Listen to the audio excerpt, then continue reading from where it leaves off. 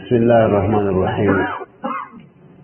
اللهم صل على محمد وعلى ال محمد كما صليت على ابراهيم وعلى ال ابراهيم انك حميد مجيد. سبحانك لا علم لنا الا ما علمتنا انك انت العليم الحكيم. یہاں سے ہمارا دوسرا محاضرہ شروع ہو رہا ہے اور دوسرے محاضرے میں بنیادی مباحث یہ ہے کہ رسول اللہ صلی اللہ علیہ وسلم کی بعثت مبارکہ سے پہلے مشرکین کے ارد گرد اور ان کا کیا حال تھا، اس کا ایک مختصر نقشہ یہاں پیش کیا گیا ہے. اور دوسرا اہم ترین مسئلہ یہ ہے کہ مشاجرات صحابہ کے بارے میں اہل سنت والجماعت کا معتدل موقف کیا ہے. اور تیسرا اہم مسئلہ یہ ہے کہ اسلام میں فرقے کیسے پیدا ہوئے ابتداء. اور یہ تینوں مسائل ایسے ہیں کہ محتم شان ہیں اور ان مسائل سے بحث کرنا ہمارے مقدمات میں شامل ہے، یہ مقاصد نہیں ہے. جو اس دورے کا مقصد اعظم ہے وہ صفات کا مسئلہ ہے، تو وہ انشاءاللہ آگے آئے گا. تو رسول اللہ صلی اللہ علیہ وسلم کے بعثت سے پہلے مشرکین کے پاس فخر کرنے کے لیے بسوائے کلام عربی کوئی چیز نہیں. واحد عربی زبان تھا کہ جس کے ذریعے سے وہ فخر کرتے تھے، اور وہ زبان اس کے لائق بھی ہے کہ بندہ اس پر فخر کرے. اسی وجہ سے وہ اپنے آپ کو عرب یعنی فصحا سے موسوم کرتے تھے اور دیگر اقوام کو عجم یعنی گونگوں سے موسوم کرتے تھے، اور یہ حق بھی ہے. ایک زبان ہے، اس میں ایک چیز کی اتنی کثیر تعبیرات ہے کہ بندہ حیران ہو جاتا ہے. ابھی میں ایک کتاب دیکھ رہا تھا پچھلے دنوں، تو ایک شعر ہے، اس شعر کے مطلب پر یہ شعر کا معنی اور تفسیر کیا ہے ایک ادیب نے شرح لکھی ہے اور اس شعر کی 201 مطلب بیان کی ہے. شعر ایک ہے. اور ابھی نیا مجھے کتاب ملا ہے کہ ایک شعر ہے اور اس کے ایک محقق نے اس کے اوپر مستقل رسالہ لکھا ہے اور اس شعر کے 60 مطلب بیان کیے. ابو العلا المعری جو مشہور نابینا شاعر تھے اور جس کی مشہور دیوان ہے سخت الزند، بہت مشہور ہے اور پرانے زمانے میں علماء اس کو درسن بھی پڑھتے تھے، جس طرح کہ ہمارے متنبی سبا معلق ہے. اور ایک اور دیوان ہے لزوم ما لا یلزم، لیکن سخت الزند کو تو بہت شہرت حاصل ہوئی، بڑے بڑے لوگوں نے اس پر شروح لکھی ہے 4 جلدوں میں 5 جلدوں میں.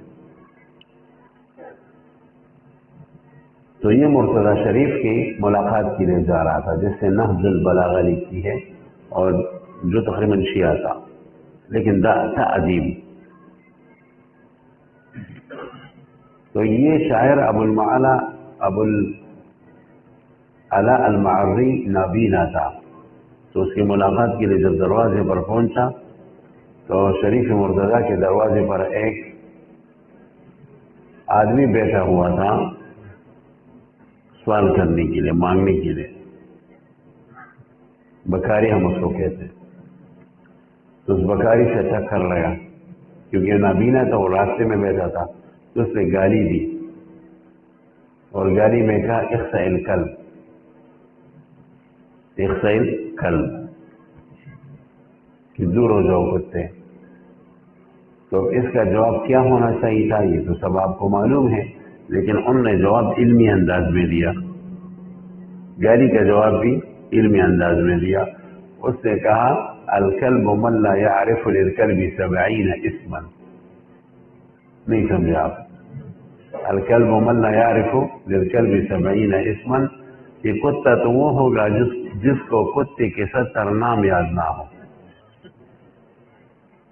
مجھے تو عربی زبان میں کتے کے 70 نام یاد ہیں، میں کتا نہیں ہوں، تو ہے۔ بعد میں اس پر کلام چلا ہے اور دبا کے درمیان کی واقعی عربی زبان میں کتے کے 70 نام ہیں، تو علامہ سیوطی رحمہ اللہ نے ایک قصیدہ لکھا ہے، اور اس قصیدے کا نام ہے التحری عن معرة المعری۔ وہ قصیدہ چھپا ہے میرے پاس ہے، اور اس میں اس نے اشعار پیش کیے ہیں، اور ان اشعار میں انہوں نے کتے کے 70 نام گنوائے۔ اس سے آپ وسعت کا پتہ لگائیے۔ ہمارے عزت مولانا موسیٰ روحانی بازی رحمہ اللہ نے شیخ عبدالحق حقانی رحمۃ اللہ علیہ کے اوپر ایک قصیدہ لکھا ہے، اور اس قصیدے کا نام ہے فتح الصمد بنظم اسماء الاسد، اور اس میں اشعار کی شکل میں حضرت مولانا عبدالحق صاحب رحمۃ اللہ علیہ کی شخصیت کو خراج تحسین پیش کی ہے۔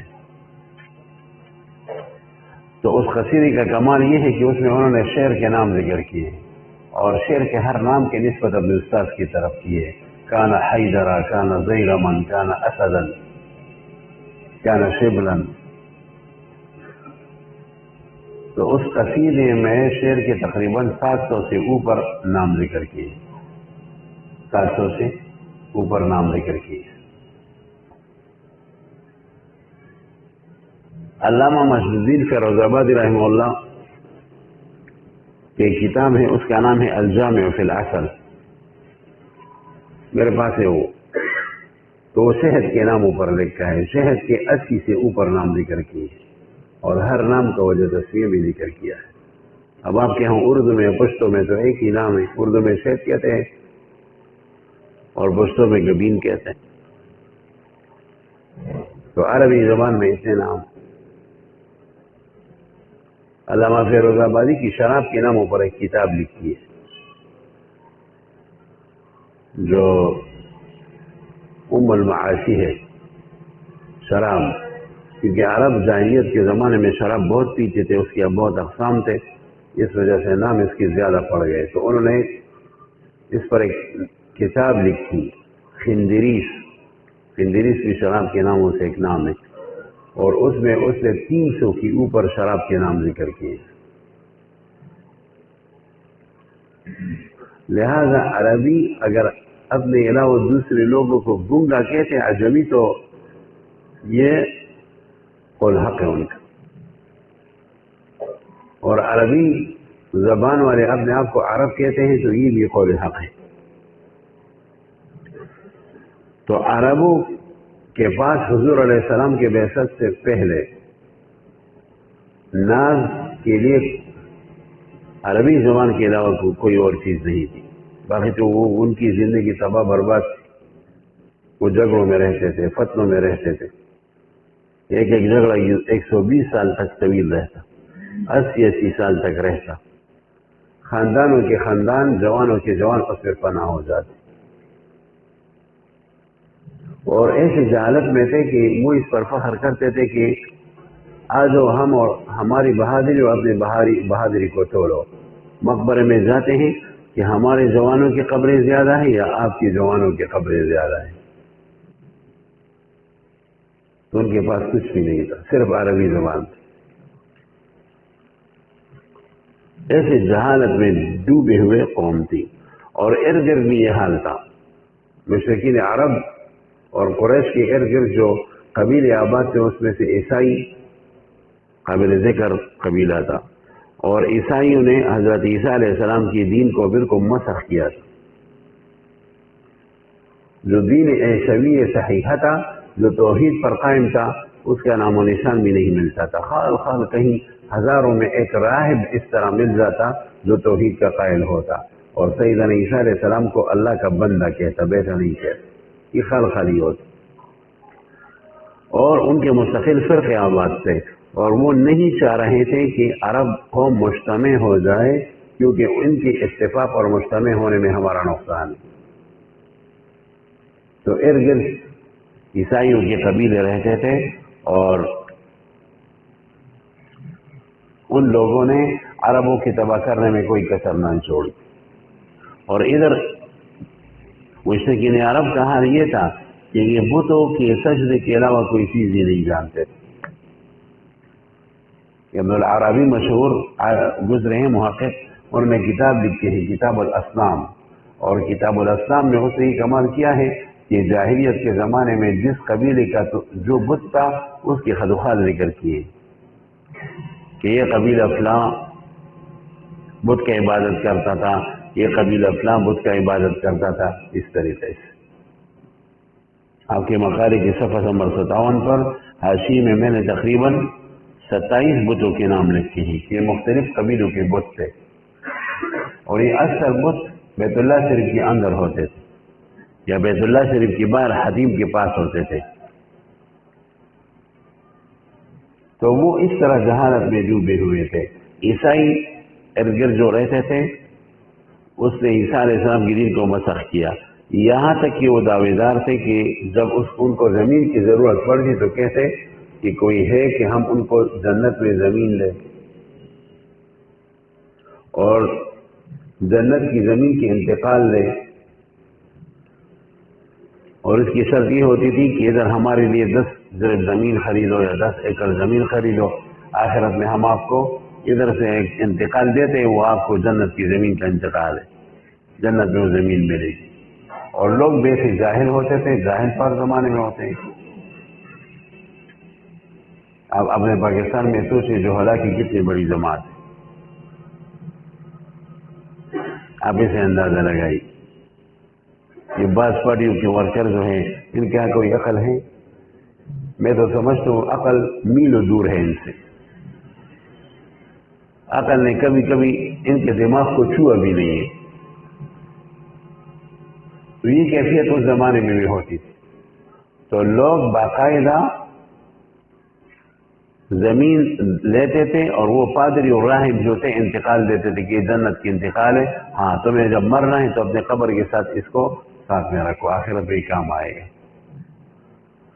اور ان کے مختلف فرقے تھے، ملکانیہ تھا، نستوریہ تھا، یعقوبیہ تھا، فرفریوسیہ تھا، الارمنوسیہ تھا، اور یہ ایک دوسرے پر بھی کفر کا فتویٰ لگاتے تھے۔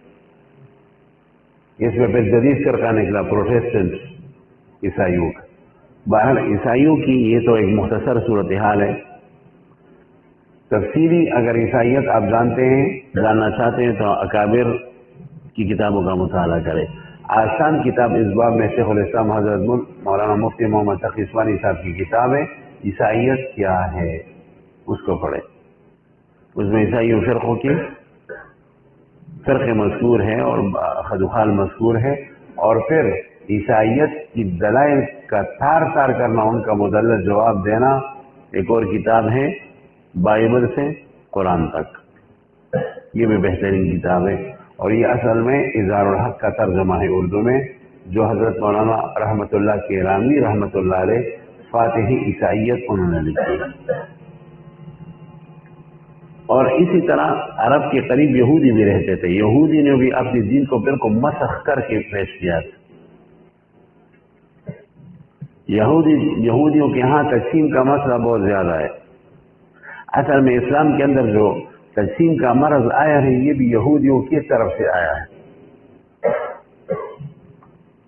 اب ان کے عقائد کی خرابی کا اس سے اندازہ لگائیے، وہ کہتے ہیں کہ اللہ تعالیٰ انسانی شکل میں آیا، نعوذ باللہ، اور اسرائیل علیہ السلام یعنی یعقوب علیہ السلام سے کشتی لڑنے لگا، تو کشتی میں کبھی عیسیٰ حضرت یعقوب علیہ السلام نیچے ہوتا، اللہ تعالیٰ اس کے پیٹ پر بیٹھ جاتا، اور کبھی وہ اوپر ہوتا، اللہ نیچے ہوتا۔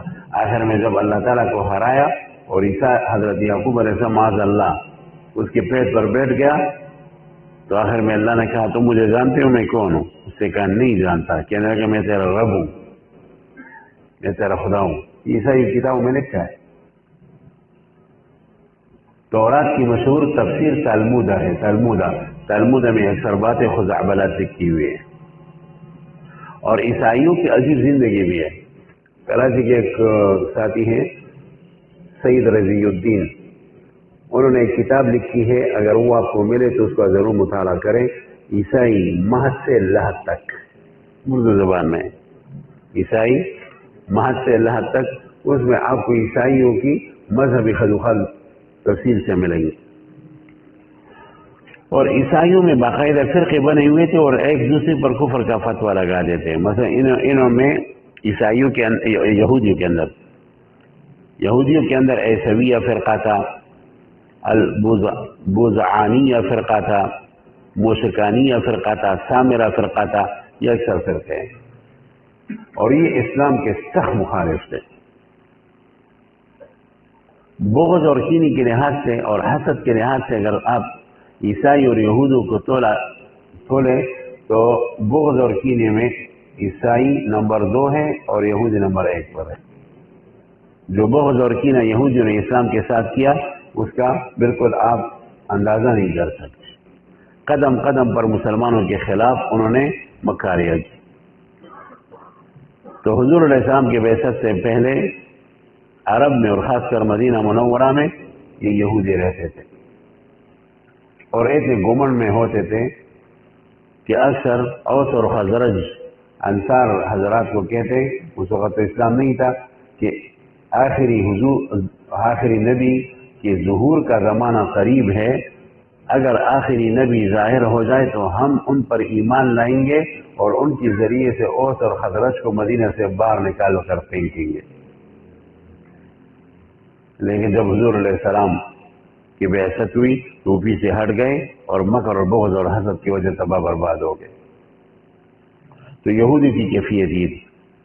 عجیب تر یہ ہے کہ عرب کے اندر مجوس کا فرقہ بھی تھا، چونکہ قریب فارس تھا، ایران تھا، تو ایران مجوسی تھا، آگ کی عبادت کرتے تھے اور ان کے ہاں یہ عقیدہ تھا کہ ایک شر کا خدا ہے، ایک خیر کا خدا ہے. خیر کے خدا کو یزدان کہا جاتا ہے اور شر کے خدا کو اہرمون کہا جاتا ہے. اور خیر کا خدا جو ہے وہ روشنیوں کو پیدا کرتا ہے اور شر کا خدا اہرمون یہ اندھیروں کو پیدا کرتا ہے. اور اہرمون کو بعبارت دیگر شیطان بھی کہتے تھے، وہ کہتے شیطان مستقل خدا ہے. اور ان کا بیان یہ بھی ہے کہ خیر اور شر یزدان اور اہرمون کا جھگڑا رہتا ہے. تو جب دنیا میں شر غالب رہتی ہے اور اکثر غالب رہتی ہے، یہ اصل میں شیطان کا غلبہ ہوتا ہے. تو اس وقت خیر کا خدا کچھ بھی نہیں کر سکتا. اور ایک خیر کا خدا ہوتا ہے یزدان، تو وہ روشنی کو پیدا کرتا ہے اور امن کو پیدا کرتا ہے، شانتی کو پیدا کرتا ہے. تو دنیا میں جو شانتی اور خیر آ جاتا ہے اور امن آ جاتا ہے، یہ یزدان کے خدا کا غلبہ حاصل ہوتا ہے. آج کل انگریزوں نے اس پر فلمیں بنائی ہیں، موویز بنا رہے ہیں مجوس کے اس عقیدے پر. تو کبھی خیر کا خدا غالب رہتا ہے، کبھی شر کا خدا. اس عقیدے کی ترویج ہو رہی ہے. ان کی کتابیں فارسی زبان میں اب بھی ہے. زرتشت ان کی باقاعدہ ان کی عقیدے کی کتاب ہے، زرتشت میں نے دیکھی اس کو. اور یہ آگ کی عبادت کرتے ہیں اور ان کے عقائد بھی بہت عجیب عجیب عقائد. تو حضور علیہ السلام کے بعثت سے پہلے ان کا عقیدہ بہت مضبوط تھا اور ایران سے عقیدہ سرایت کر کے عرب کے اندر آ گیا. عجیب بات یہ ہے کہ ان کے علاوہ ایک اور ان کے عقیدے کے اندر پھر فرقے تھے. ایک فرقہ کا نام ہے مانویہ، دوسرے کا نام ہے دیسانیہ، تیسری کا نام ہے مرقونیہ، ایک فرقہ ہے مزدکیہ. یہ جو مزدکیہ فرقہ ہے اس کا ایک عقیدہ تھا کہ جو کسرا جس تخت پر بیٹھتا ہے نا، اس کی سیٹ ساتھ میں آسمان کے اوپر اللہ بیٹھا ہوا ہوتا ہے. نعوذ باللہ، تعالی اللہ عن الامکنہ وعن حلول الجہاد. اور یہ اصل میں کسرا خدا کا مظہر ہوتا ہے. جب یہ ہاتھ کو حرکت دیتا ہے اصل میں ساتویں آسمان کے اوپر اللہ حرکت دیتا ہے ہاتھ کو. جب یہ اٹھتا ہے تو ساتویں آسمان کے اوپر اللہ تعالیٰ اپنے تخت سے اٹھتا ہے.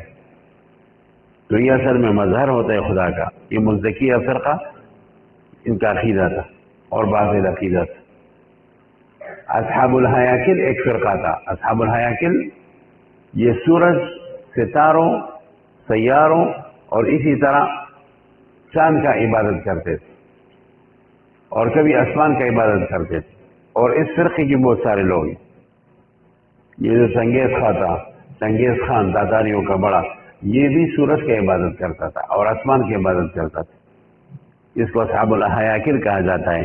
تو یہ فرقہ بھی عرب کے اندر موجود تھا حضور علیہ السلام کی بعثت سے پہلے. یہ تمام فرقے تھے اور انہوں نے اس ماحول کو اتنا خراب کر رکھا تھا کہ اندھیرا ہی اندھیرا تھا. ان اندھیروں کے اندر روشنی کی ایک کرن نظر آئی اور وہ روشنی بڑھتی گئی اور ہدایت کا نور اور ہوا چلنے لگا اور وہ امام الانبیاء محمد رسول اللہ صلی اللہ علیہ وسلم کی بعثت مبارکہ تھی. اس عظیم ہستی اور اس عظیم شخصیت کی بعثت تھی اور ان کی بعثت کی برکت سے یہ اکثر باطل عقیدے بالکل درم برم ہو گئے، ختم ہو گئے اور لوگ جوق در جوق اسلام کے اندر آ گئے.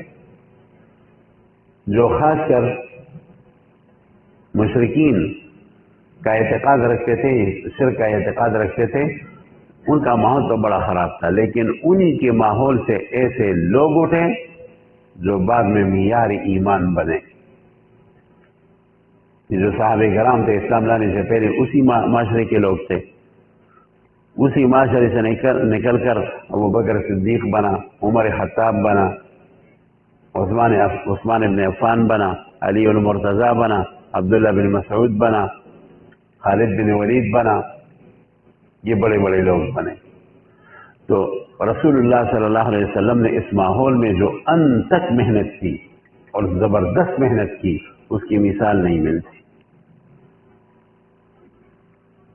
عجیب بات بتاؤں، حضور علیہ السلام نے اپنی تمام تر جوانی اس محنت میں لگائی اور صحابہ نے بھی اپنی جوانی اس محنت میں لگائی.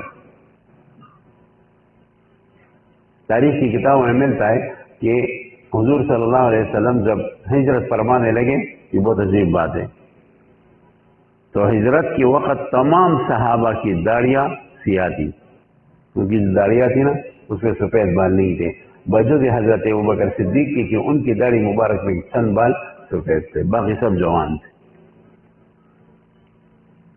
اس سے یہ پتہ چلتا ہے کہ جوان جو کام کر سکتے ہیں وہ بوڑھے نہیں کر سکتے. دین ٹھیک ہے، بوڑھے حضرات کا تجربہ چلتا ہے، دعائیں چلتی ہے، وہ الگ بات ہے، بزرگی الگ بات ہے، لیکن جو میدان میں کھڑا ہونا ہے یہ جوانوں کا کام ہے.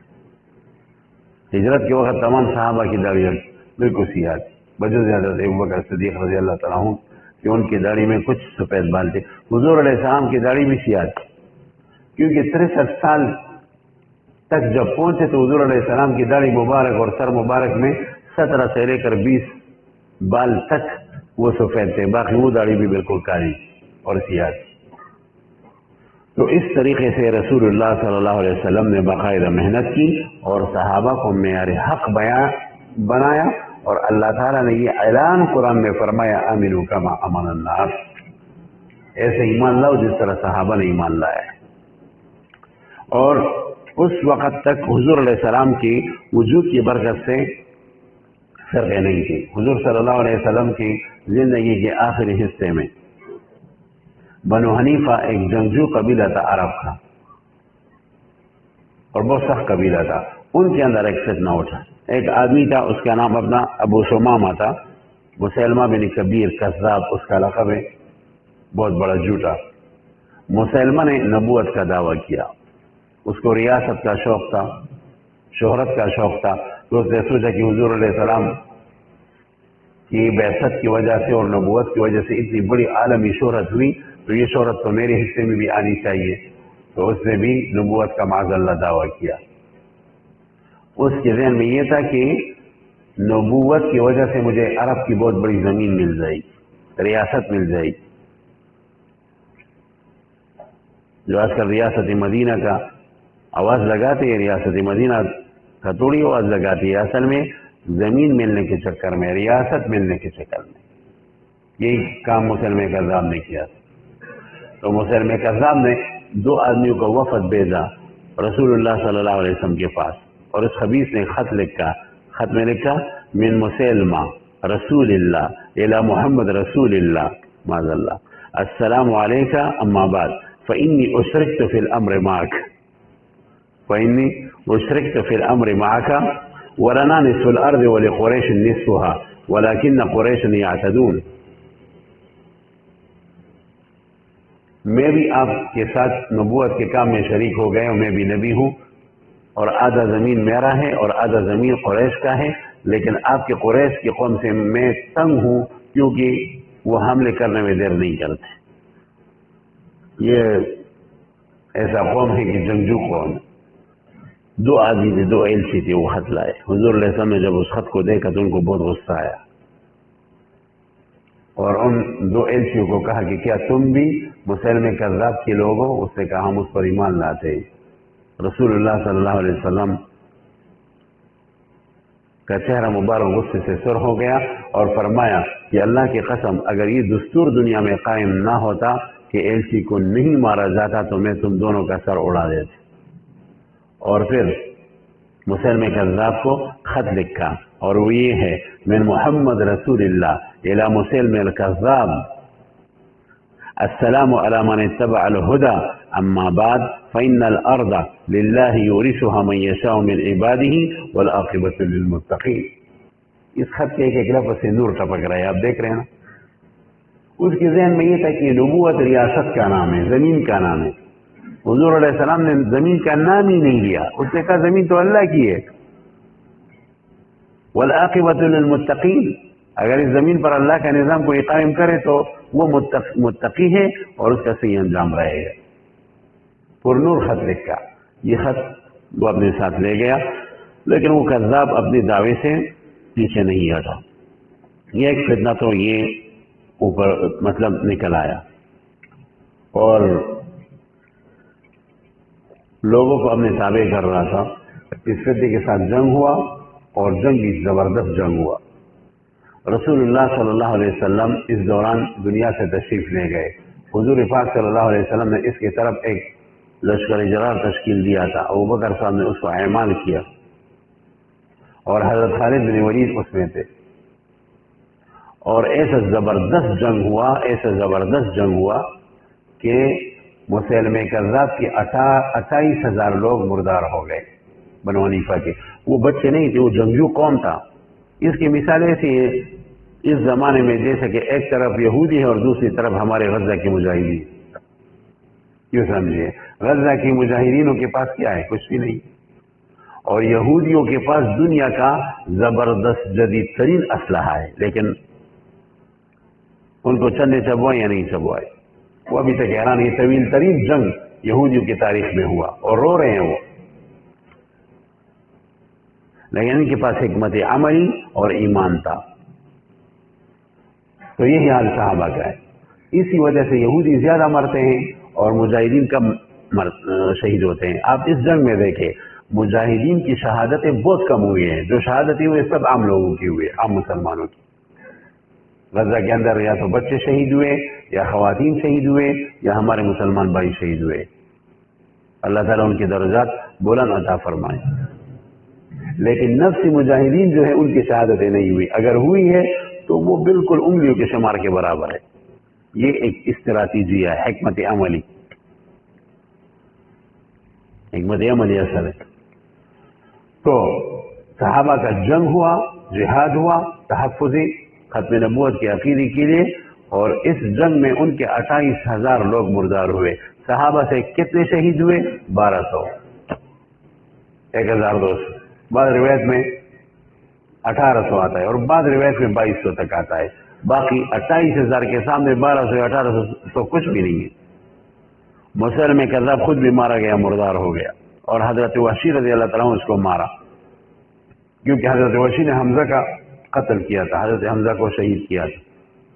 تو حضور علیہ السلام پر جب ایمان لائے تو حضور نے فرمایا کہ آپ اتنا کریں کہ میرے سامنے نہ آیا کرے، کیونکہ انہوں نے حضور علیہ السلام کے ایسے چچا کو شہید کیا تھا کہ وہ حضور کا جگر تھا اور ان سے غایت محبت کی اور عشق تھا.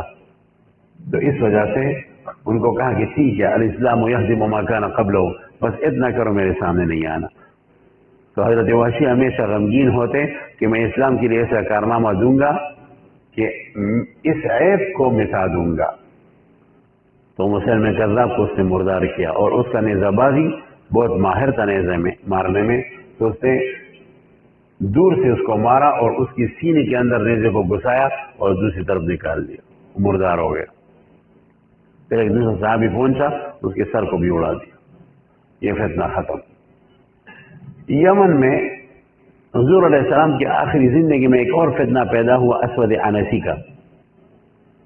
اور اسود عنسی کا یہ جو فتنہ اٹھا تو وہ بھی کہتا تھا کہ میرے پاس وہی آتی ہے, میرے پاس دو فرشتے آتے ہیں, ایک کا نام شہیق ہے اور دوسرے کا نام شریق ہے. میرے پاس شہیق اور شریق دونوں وہی لاتے ہیں. نعوذ باللہ. نبوت کا دعویٰ کیا اور اتنا ظالم تھا کہ صنعاء پر حملہ کیا. صنعاء کے اندر شہر بن بازان رحمہ اللہ کی حکومت تھی. شہر بن بازان کے والد محترم حضرت بازان رضی اللہ تعالیٰ عنہ مجوسی تھے, پھر مسلمان ہو گئے اور صحابی تھے. جب وہ فوت ہوئے حضور علیہ السلام نے ان کو صنعاء کی حکومت انہیں کیوں دی کہ پہلے سے ان کی حکومت تھی. جب بازان رضی اللہ تعالیٰ عنہ فوت ہوئے تو ان کے بیٹے شہر اس کے بعد کرسی پر بیٹھ گئے. تو اسود عنسی نے صنعاء پر عمل کیا اور شہر بن بازان رحمہ اللہ کو شہید کیا.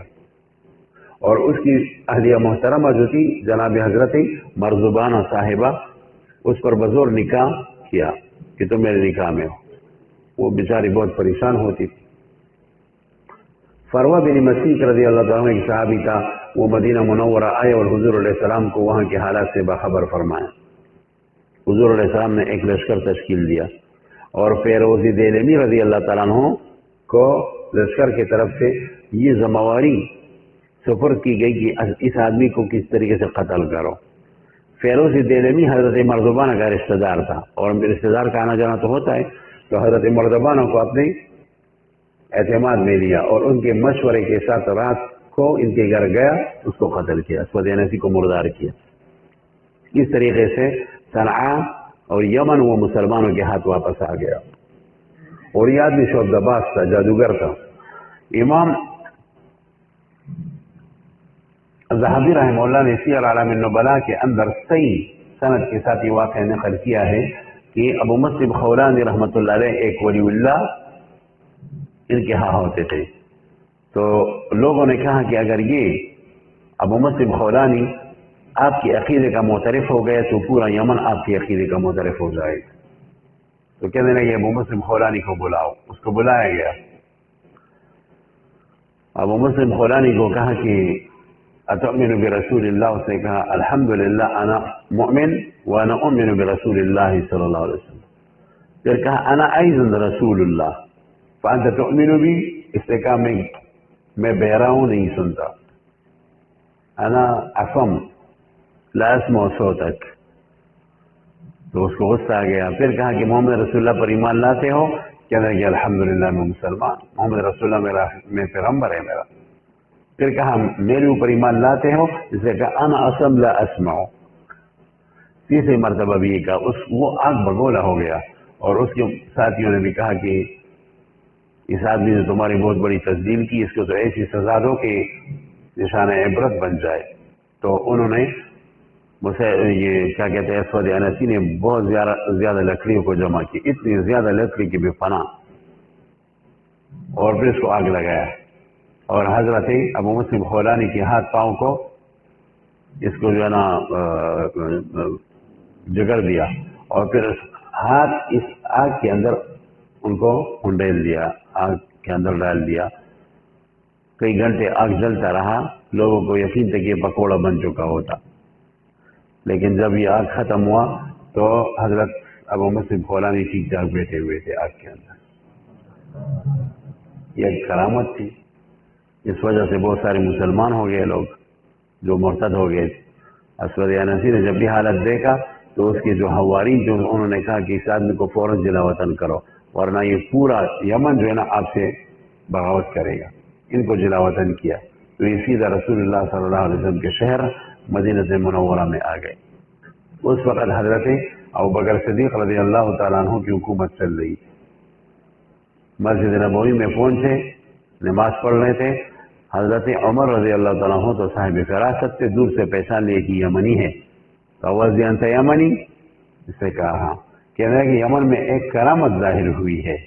اس طرح ایک مسلمان کو آگ میں ڈالا گیا اور وہ صحیح سلامت نکلا ہے. کیا یہ بات صحیح ہے؟ اس نے کہا بالکل صحیح ہے. حضرت عمر نے غور سے دیکھا اور کہا واللہ ما ہوا الا انت، وہ تو تم ہی دیکھ رہے ہو. اس نے کہا الحمدللہ وہ آدمی میں ہوں. پھر گلے میں کے ساتھ لگایا. حضرت عمر نے بہت پیار کیا. پھر خلیفۃ رسول اللہ ابوبکر صدیق کے پاس لے گئے، انہوں نے بھی پیار کیا اور حال احوال وہاں کے معلوم کیے. اور حضرت عمر نے اللہ کا شکر کیا کہ اللہ تعالیٰ شکر ہے کہ آج مجھے وہ شخص مل گیا کہ جس کے ذریعے سے سنت ابراہیمی زندہ ہوا ہے. تو اسود انسی مر گیا. اور ایک اس طرح ایک عورت تھی، سجاح اس کا نام تھا. تو سجاح نے بھی نبوت کا دعویٰ کیا. یہ بعد میں مسلمان ہو گئی کہ اب ذہن میں رکھیں.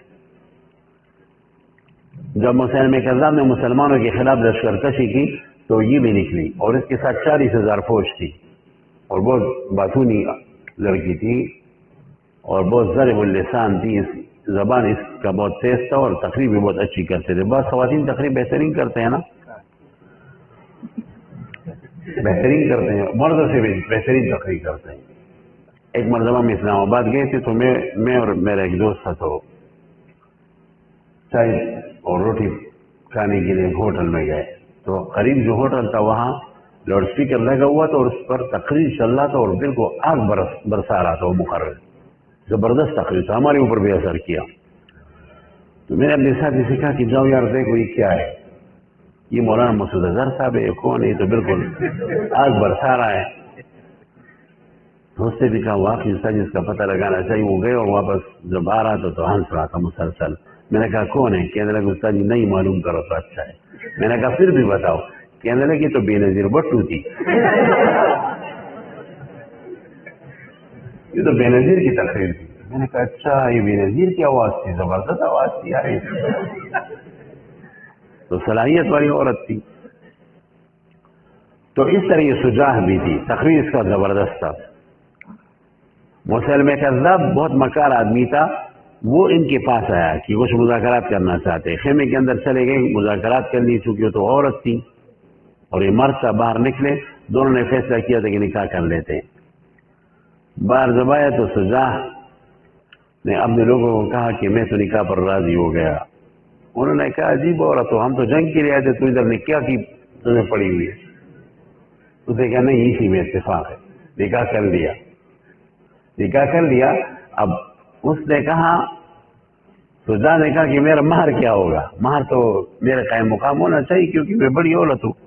اس نے کہا مہر آپ کا یہ ہے کہ تمام امتیوں کو، میری امتیوں کو اور تمہاری امتیوں کو عشاء اور فجر کی نماز معاف ہو گئی ہے. اصل میں منافقین پر تو یہی نماز بہت زیادہ باری رہتی ہے. تو عشاء اور فجر کی نماز معاف ہے. بہت خوش ہوئے کہ چلو مہر میں دو نمازیں معاف ہو گئی.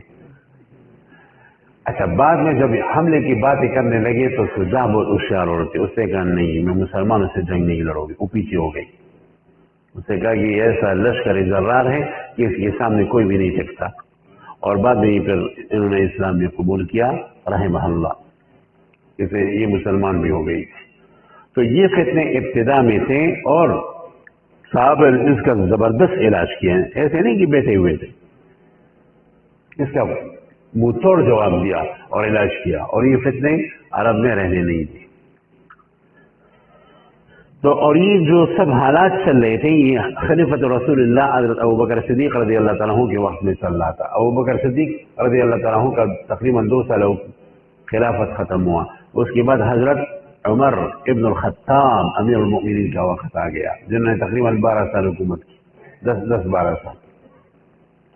اور ان کے وقت میں جو فتوحات حاصل ہوئے اس کی تو مثال ہی نہیں. عراق پورا فتح ہوا، دمشق فتح ہوا، بیت المقدس فتح ہوا. اتنے بڑے بڑے فتوحات حاصل ہوئے. اور ان فتوحات کے ساتھ بہت سارے عجم بھی عرب کے اندر آ گئے، وہ بھی مسلمان ہوئے اور ان کے ساتھ تھوڑے بہت فتنے بھی آ گئے.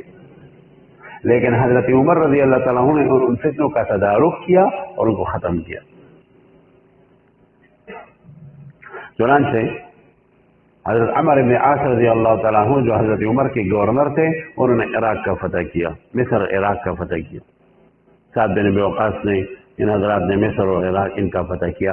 تو مصر کے اندر ایک آدمی تھا، اس کا نام سبیغ بن اسل تھا. وہ مسلمانوں کے لشکر، مجاہدین کے لشکر میں تھا، اور وہ عقیدہ پھیلا رہا تھا اور کہہ رہا تھا الرحمن علی العرش استوى کیف استوى، یعنی عرش پر اللہ کس طرح بیٹھا ہوا ہے. وہ اس کی ذہن میں تجسیم کی بیماری تھی. حضرت عمر بن عاص کو جب یہ بات پہنچی، اس نے پکڑا، کہنے لگے تو بہت خطرناک عقیدہ پھیلا رہا ہے. وہ اپنی رٹ لگا رہا تھا. تو حضرت عمر بن عاص نے اس کو گرفتار کیا اور امیر المومنین کو خط لکھا کہ آدمی ادھر یہ باتیں کر رہے ہیں اور مجھے لگ رہا ہے کہ فتنہ پھیلا رہا ہے، آپ خود اس کا علاج کریں. تو اس کو مدینہ منورہ بھیج. حضرت عمر بن خطاب رضی اللہ تعالیٰ عنہ نے جب خط دیکھا تو فرمانے لگے اس آدمی کو کہ یار اس کو صحیح پکڑو، جیل میں بند کرو اور کل اس سے ملاقات ہوگی، آج میرے کچھ مصروفیات.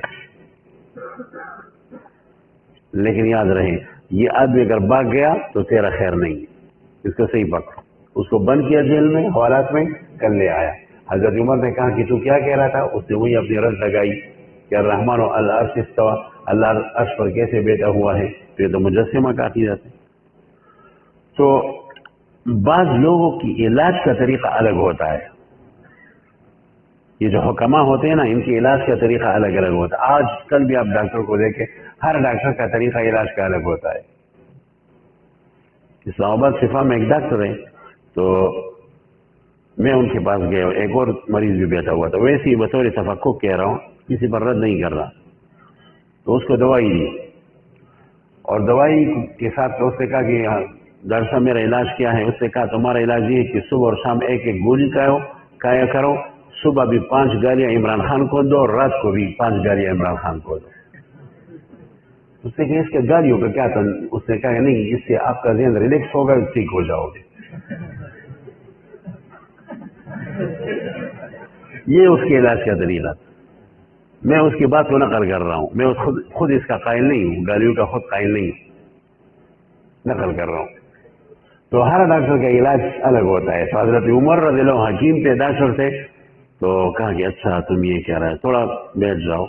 ایک آدمی کو کہا کہ تم ایسا کرو کہ کھجور کی جو ٹہنیاں ہیں اس کو لے آؤ. کھجور کی ٹہنیاں جو ہوتی ہے وہ بالکل بلیڈ کی طرح ہوتی ہے نا، اس کے وہ سرے نکلے ہوئے ہوتے ہیں اور زخمی کر دیتے ہیں.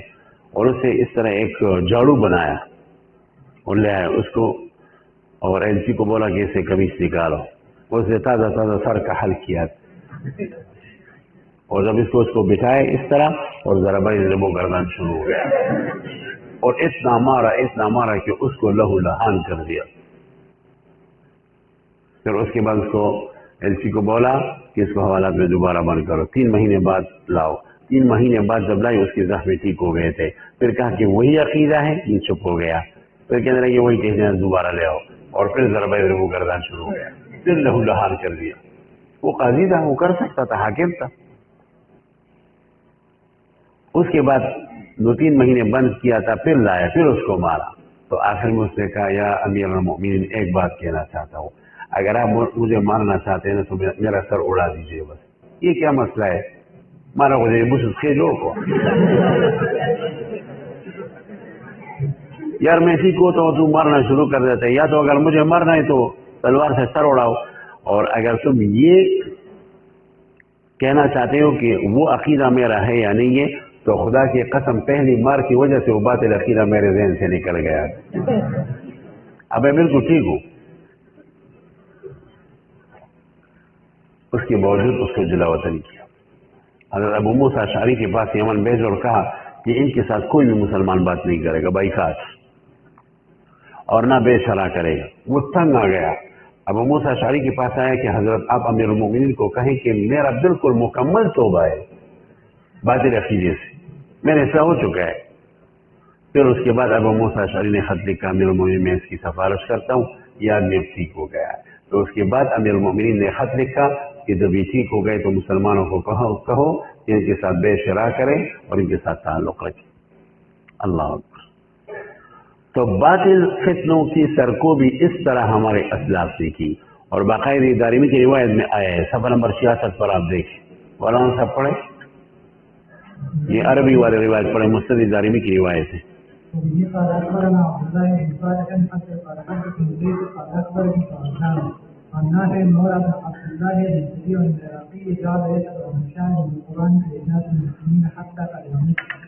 فبعث به ابو بن العاص رضي الله عنه لعمر بن الخطاب رضي الله عنه فلما اتاه رسول الله فقال اين الرجل؟ فقال الرحل. قال عمر ابشر ان يكون ذهبا ويصيبك مني. فقال الرحل وہ تو گھر میں ہے. فقال عمر، حضرت عمر نے رضی اللہ تعالیٰ عنہ نے اس آدمی کو کہا ابصر ان يكون ذهب فتصيبك مني به العقوبة الموجعة. وہ آدمی اگر بھاگ گیا تو تیرا خیر نہیں ہے. فاتاه به غدا، کل لے آیا. فقال عمر تسأل محدثا، لوگوں کے درمیان بدعت کو پھیلا رہے ہو تم، لوگوں کے درمیان تقسیم کی عقیدی کو پھیلا رہے ہو. فارسل عمر الى رطائب من جرید، تخنیاں لے آنے کے لیے آدمی کو بھیجا. فضربه بها حتى ترك ظهره دبرا، اتنا زخمی کیا کہ اس کی جو کمر ہے اور اس کی جو پیٹھ ہے اس کو اس طرح جو ہے زخمی کر کے چھوڑ دیا. ثم تركه حتى برا، 3 مہینے کے بعد ٹھیک ہو گیا. ثم عاد له ثم تركه حتى برا فدعا به ليعود له، تیسری مرتبہ جب اس کو بلایا فقال سبیغ بن اسل نے کہا یا امیر المؤمنین ان كنت تريد قتلي فاقتلني قتلا جميلا وان كنت تريد ان تداويني فقد والله برأت، پہلی مار کی وجہ سے میں ٹھیک ہو گیا تھا. فأذن له إلى أرضه وكتب إلى أبي موسى الأشعري رضي الله عنه ألا يجالسه أحد من المسلمين، فاشتد ذلك على الرجل فكتب أبو موسى إلى عمر أن قد حسنت توبته، فكتب عمر أن أذن للناس بمجالسته. تو حضرت عمر نے اپنے زمانے میں فتنوں کی سرکوبی اس طرح کی، خاص کر عقائد کے جو فتنے تھے. باقی فروع اختلافات تو چلتے تھے. فروعی اختلافات پر نہ حضرت ابوبکر نے روک تھام رکھا اور نہ حضرت عمر نے، وہ تو رحمت ہے. حضرت عمر کے زمانے میں کتنے صحابہ تھے کہ حضرت عمر کے ساتھ فروعی مسئلے میں اختلاف رکھتے تھے، اور کتنے صحابہ تھے کہ حضرت عمر ان کے ساتھ اختلاف رکھتے تھے. اس بارے میں انہوں نے کچھ نہیں کہا، کیونکہ فروعی اختلاف رحمت ہے. اصل جو مسئلہ ہے وہ عقدی اختلاف ہے، عقدی اختلاف سے مسائل کھڑے ہو جاتے ہیں.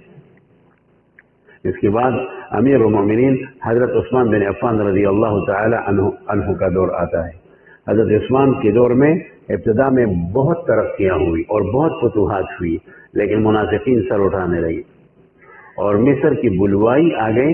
مصر کی کچھ لوگ اور کچھ منافقین انہوں نے حضرت عثمان رضی اللہ تعالیٰ عنہ کے خلاف بغاوت اور مدینہ منورہ کے اوپر قبضہ کیا، یہاں تک کہ حضرت عثمان رضی اللہ تعالیٰ عنہ جیسے عظیم شخصیت کو نظر اپنے گھر میں نظر بند کیا. اور یہ وہی وقت تھا کہ مسجد نبوی میں برحق امام نماز نہیں پڑھاتے تھے بلکہ وہ غاصبین نماز پڑھاتے تھے. اور صحابہ کی کیفیت یہ تھی کہ حضرت عثمان ان کو جنگ لڑنے کی اجازت نہیں دے رہے تھے. حضرت عثمان رضی اللہ عنہ ان کے اوپر شرافت ختم تھی اور وہ نہیں چاہتے تھے کہ رسول اللہ صلی اللہ علیہ وسلم کے شہر میں خون خراب ہوا.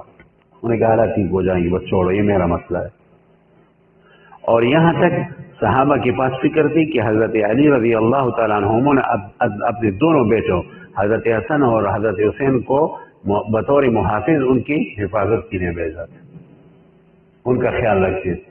لیکن بلوائی بڑے خبیث تھے، انہوں نے حملہ کیا اور حضرت عثمان رضی اللہ تعالیٰ عنہ اس وقت عین شہادت کے وقت وہ تلاوت کر رہے تھے اور ان کو قرآن کے اوپر شہید کر دیا.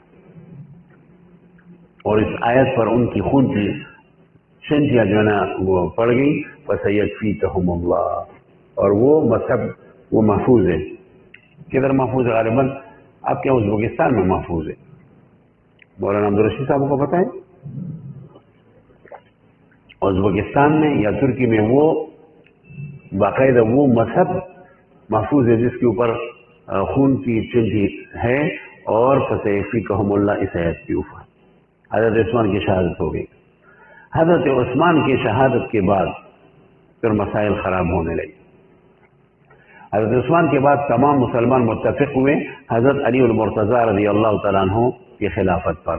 اگرچہ اس میں روایت مختلف ہیں، بعض روایت یہ کہتے ہیں کہ حضرت علی نے ہم خود اس خلافت کو قبول نہیں کیا کہ میں اس کا اہل نہیں ہوں، اور وہ بڑے آدمی تھے. لیکن دوسرے صحابہ نے ان کو مجبور کیا اور ان کے ہاتھ پر بیعت کیا، وہ خلیفہ برحق بن گئے۔ حضرت عثمان رضی اللہ تعالیٰ عنہ پر مخالفین جو بلوائی تھے ان کا ایک اعتراض یہ تھا کہ انہوں نے اپنے لوگوں کو برتیاں دی ہے، اپنے لوگوں کو کرسیوں پر بٹھایا ہے، وزراء پر بٹھایا ہے۔ تو اس کا جواب خود حضرت عثمان نے دیا ہی کہ یہ بات غلط ہے، یہ میرے اوپر الزام ہے، اور دوسری بات یہ کہ ان کی اوپر میرا کنٹرول ہے اور یہ حق بات بھی ہے۔ آپ کے قبیلے کا آدمی ہو تو آپ کا حکم اس کے اوپر چلتا ہے، اگر وہ بات غلط کرے تو آپ اس پر پریشر ڈال سکتے ہیں، لیکن اگر آپ کے قبیلے کا آدمی نہیں ہو، دوسرے قبیلے سے تعلق رکھتا ہے، تو اگر وہ غلط بات کرے تو تمہارا پریشر اور تمہارا حکم اس پر نہیں چلتا۔ اس وجہ سے اگر آپ اپنے قبیلے کے لوگوں کو برتیاں دیں اور ان کے اوپر ہاتھ رکھ کے کہ غلط کام نہیں کرنا، اس میں کیا خرابی؟ لیکن حضرت عثمان رضی اللہ تعالیٰ عنہ نے کے اوپر انہوں نے یہ اعتراضات کیے، اور یہ اعتراض مولانا ابوالعلا مودودی صاحب نے بھی کیا ہے خلافت ملوکیت کے اندر، اور ہمارے شیوخ نے، ہمارے اکابر نے اس کا بھرپور جواب دیا ہے۔ شیخ الاسلام حضرت مولانا مفتی تقی عثمانی صاحب دامت برکاتہ انہوں نے اس کا جواب بھی دیا ہے۔ بہرحال حضرت عثمان رضی اللہ تعالیٰ عنہ کی شہادت کے بعد مسائل گڑبڑ ہو گئی، حضرت علی رضی اللہ عنہ کے ہاتھ پر برحق خلافت بیعت ہوئی اور وہ خلیفہ برحق بن گئے اور ان کی خلافت پر اجماع ہوا۔ حضرت علی کا طریقہ کار یہ تھا کہ اب مختلف علاقوں میں اپنی طرف گورنر بھیجے، کیونکہ ہر حکومت جو بدلتی ہے تو پچھلے والی حکومت کے جو حکماء اور وزراء ہوتے ہیں وہ معزول ہو جاتے ہیں، تو حضرت علی نے مختلف جہات کی طرف اپنے وفود بھیجے۔ لیکن حضرت عثمان کی شہادت کے بعد ایک صحابی نعمان بن بشیر رضی اللہ تعالیٰ عنہ وہ شام چلے گئے تھے، حضرت معاویہ رضی اللہ تعالی عنہ وہ حضرت عثمان کی طرف سے شام کے گورنر تھے، اور نعمان بن بشیر رضی اللہ عنہ نے پورے حالات بیان کی۔ ان کو بہت افسوس ہوا کہ حضرت عثمان رضی اللہ عنہ کس طرح بے دردی سے شہید کیا۔ تو سہل بن حنیف رضی اللہ تعالیٰ عنہ کو حضرت علی نے شام کی طرف اپنی طرف سے گورنر بھیجا۔ جب شام کی سرحدات پر پہنچے تو حضرت معاویہ کے لوگوں نے کہا کہ اگر تم حضرت عثمان کی طرف سے بطور گورنر آئے ہو تو مرحبا، اور اگر ان کی طرف سے گورنر نہیں آئے ہو تو واپس ہو جاؤ، کیونکہ جب تک حضرت عثمان کا قصاص نہ لیا جائے اس وقت تک ہم نہیں مانیں گے۔ بعد میں صحابہ کا موقف یہ تھا کہ حضرت عثمان کا جو بدلہ ہے، حضرت عثمان صاحب کا، حضرت عثمان رضی اللہ عنہ کا جو قصاص ہے وہ جلدی لینا چاہیے۔ حضرت علی رضی اللہ تعالیٰ عنہ نے دوسری جگہ بھی اپنے گورنروں کو بھیجا، لیکن ان کو بھی واپس کیا گیا، حالات گڑبڑ ہو گئے۔ حضرت عثمان جس وقت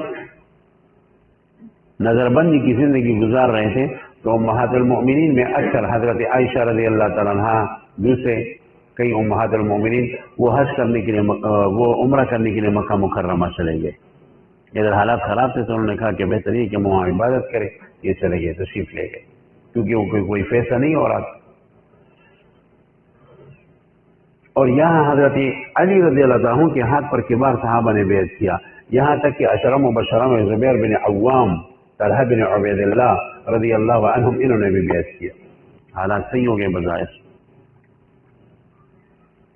حضرت طلحہ، حضرت زبیر، حضرت معاویہ، ان سب حضرات کا ایک مطالبہ تھا کہ اب جلد سے جلد حضرت عثمان رضی اللہ تعالی عنہ کے قاتلین سے بدلہ لے، لیکن حضرت علی اس میں تاخیر کر رہے تھے کچھ اعذار کی وجہ سے، اور وہ اعذار برحق تھی۔ ایک عذر یہ تھا کہ اصل میں اس وقت جن قاتلین نے حضرت عثمان کا قتل کیا ہے، شہادت کیا ہے، ان کا تعلق بڑے بڑے قبیلوں سے تھا، اور خلافت اس وقت مستحکم نہیں ہے، اگر ہم ان کے اوپر ہاتھ ڈالیں تو خلافت گڑبڑ ہو جائے گی، لہذا پہلے خلافت کو مستحکم کریں، اس کے بعد ان لوگوں کو پکڑیں گے اور نشان عبرت بنائیں گے۔ یہ بھی ایک بات۔ چنانچہ حضرت زبیر بن عوام اور طلحہ بن عبید اللہ رضی اللہ عنہما دونوں نے حضرت علی سے اجازت چاہی کہ ہم عمرے کے لیے جانا چاہتے ہیں۔ حضرت علی نے بخوشی اجازت دے دی۔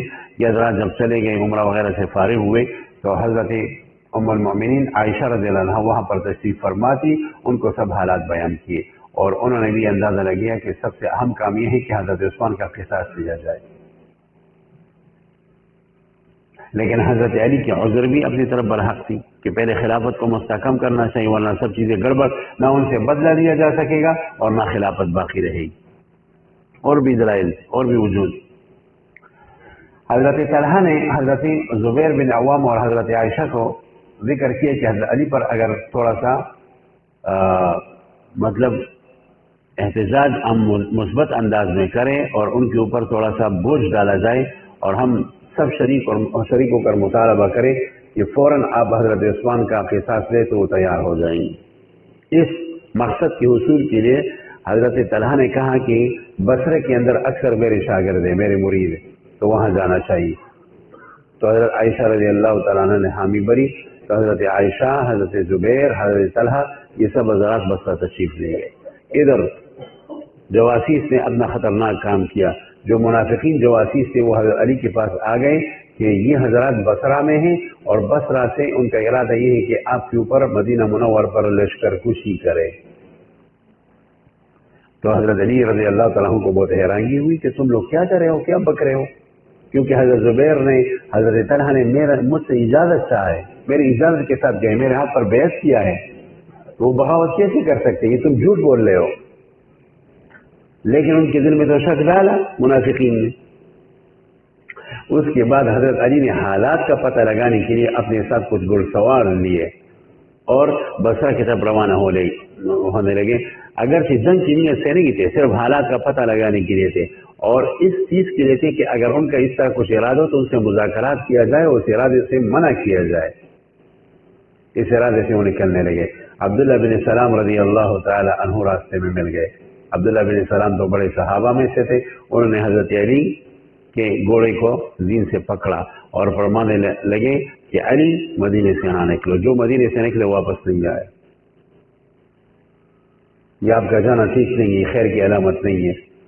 تو اور جو حضرات تھے ارد گرد انہوں نے برا مانا. حضرت علی نے فرمایا کہ عبداللہ بن سلام کی بات کو برا نہ مناؤ، یہ میرے حبیب کے سچے صحابی ہیں، یہ جو کہتے دل سے کہتے. صحیح کہا انہوں نے، لیکن ہم مجبور ہیں تاکہ حالات کا پتہ لگائے. ادھر سے یہ حضرات چلے گئے، بصرہ کے قریب پہنچ گئے. جب بصرہ کے قریب پہنچ گئے ادھر سے حضرت علی، حضرت زبیر بن عوام، حضرت طلحہ اور حضرت عائشہ کے لوگ تھے اور ایک طرف حضرت علی کے لوگ پہنچ گئے. تو درمیان میں صحابہ کو فکر ہوئی کہ ایسا نہ ہو کہ مطلب جنگ شروع ہو جائے. تو ایک صحابی تھی قعقاع بن عمر، اب عمر بن قعقاع رضی اللہ تعالیٰ عنہ نے کہا کہ امیر المؤمنین اگر آپ چاہیں تو میں کچھ مذاکرات کا ماحول بناؤں.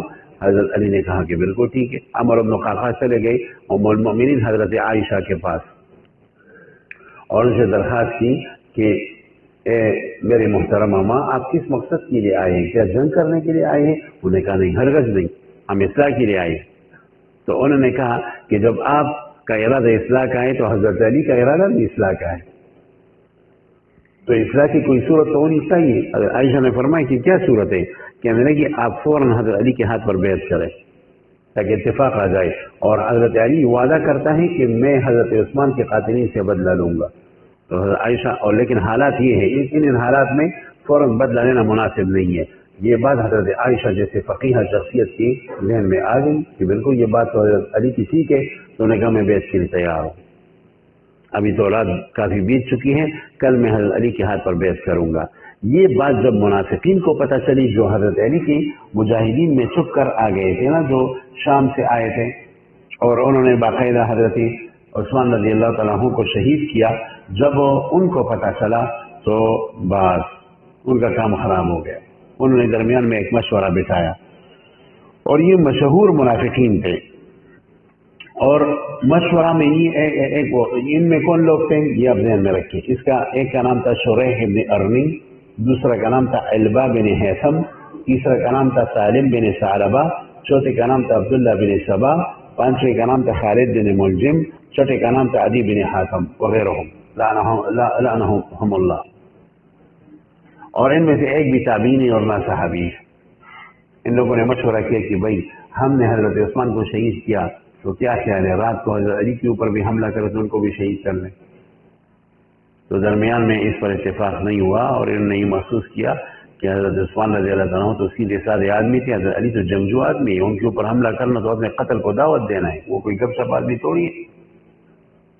یہ معاملہ الٹ ہو جائے گا، تو یہ مسئلہ ٹھیک نہیں، اس پر اتفاق نہیں آیا، تو پھر کہنے لگے کیا کرے پھر، کیونکہ اگر ان کا اتفاق آ گیا تو ہماری خیر نہیں ہے، قصاص تو ہم سے لیا جائے گا، کیونکہ حضرت عثمان کو تو ہم نے شہید کیا ہے، عبداللہ بن سبا خبیث بھی اس میں تھا۔ تو مشورہ یہ ہوا کہ رات کے آخری پہرے میں بعض لوگ وہاں اس طرف چلے جائیں، وہ نیزہ بازی کریں، نیزے پھینکے اور تیر پھینکے، اور بعض لوگ ہمارے اس طرف ہو، ادھر سے تیر پھینکے، اور جب سب لوگ سوئے ہوئے ہو تو یہ آواز لگائے کہ حضرت عائشہ کے فوج نے حملہ کیا، ادھر سے یہ آواز لگائے کہ حضرت علی کی فوج نے حملہ کیا۔ جب سب لوگ بیٹھے ہوئے تھے تو ان میں سے بعض منافقین اس طرف چلے گئے، انہوں نے تیر پھینکے اس طرف، ادھر سے آواز لگائے کہ حضرت عائشہ اور زبیر کی فوج نے حملہ کیا، ادھر سے آواز یہ ہوا کہ حضرت علی کی فوج نے حملہ کیا، اور لوگ نیند سے اٹھتے گئے اور تلواروں کو ہاتھ میں لیتے گئے، جنگ شروع ہو گئی۔ منافقین کی اشارت زبردست کامیاب ہوئی، صبح ہو گئی، صبح کے اندر تھوڑی سی جنگ بندی ہوئی، حضرت علی نے فوج کو ترتیب دی اور اس طرف بھی فوج کو ترتیب دی گئی۔ حضرت طلحہ بن عبید اللہ سخت پریشان تھے، انہوں نے کہا یہ کیا ہوا، ہمارا تو جنگ کا ارادہ ہی نہیں تھا، ہمارا تو حضرت علی کے اوپر مثبت انداز میں پریشر ڈالنا تھا کہ وہ حضرت عثمان کا بدلہ لے لیں، یہ کیا ہوا، یہ تو جنگ کی صورت بن گئی۔ حضرت زبیر بن عوام کی بھی کیفیت ہے، لیکن جنگ شروع ہو گیا۔ حضرت زبیر بن عوام رضی اللہ تعالیٰ عنہ جیسے جلیل القدر بدری صحابی، عظیم صحابی، اتنے بڑے صحابی اور ایسے جنگجو صحابی کہ جب یہ جنگ لڑتے تھے تو گاجر مولی کی طرح جو ہے دشمن کو کاٹتے تھے۔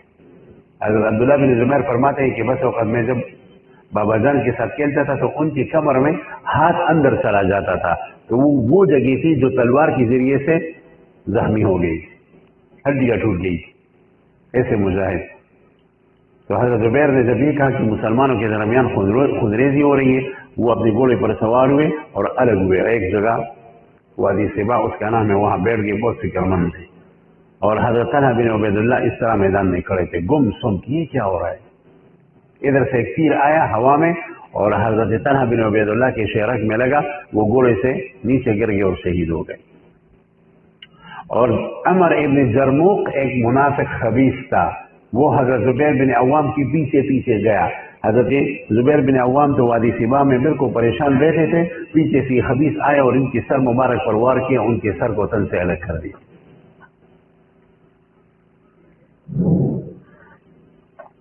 یہ حالات، جنگ ہوئی اور جنگ میں جیت حضرت علی کی تھی اور ہار حضرت عائشہ اور ان کے طرفداروں کی تھی، اور ہزاروں مسلمان شہید ہوئے۔ میدان بالکل مجاہدین اور مسلمانوں کی لاشوں سے بھری پڑی تھی۔ بعض لوگوں نے تو اس میں بہت مبالغہ کیا ہے، بعض نے کہا اس میں 35,000 لوگ شہید ہوئے دونوں طرفین سے۔ حضرت علی کی پریشانی کی انتہائی نہیں تھی، حضرت علی رضی اللہ تعالیٰ عنہ ایک ایک شہید پر پھر رہے تھے، اور ان کے ساتھ ان کے جلیل القدر بیٹے حضرت حسن رضی اللہ تعالیٰ عنہ تھے، اور بار بار کہہ رہے تھے کہ اے حسن کاش کہ تیرا باپ 20 سال پہلے مر جاتا اور یہ دل نہ دیکھتا۔ اللہ، حضرت حسن فرماتے ہیں کہ میں بابا جان کو کہتا کہ بابا جان میں نے تو آپ کو کہا تھا کہ ایسا نہ ہو کہ جنگ ہو جائے۔ حضرت علی فرماتے بیٹا مجھے کیا پتا تھا کہ یہ حالات اس نوبت تک پہنچیں گی، یہ کیفیت ہے۔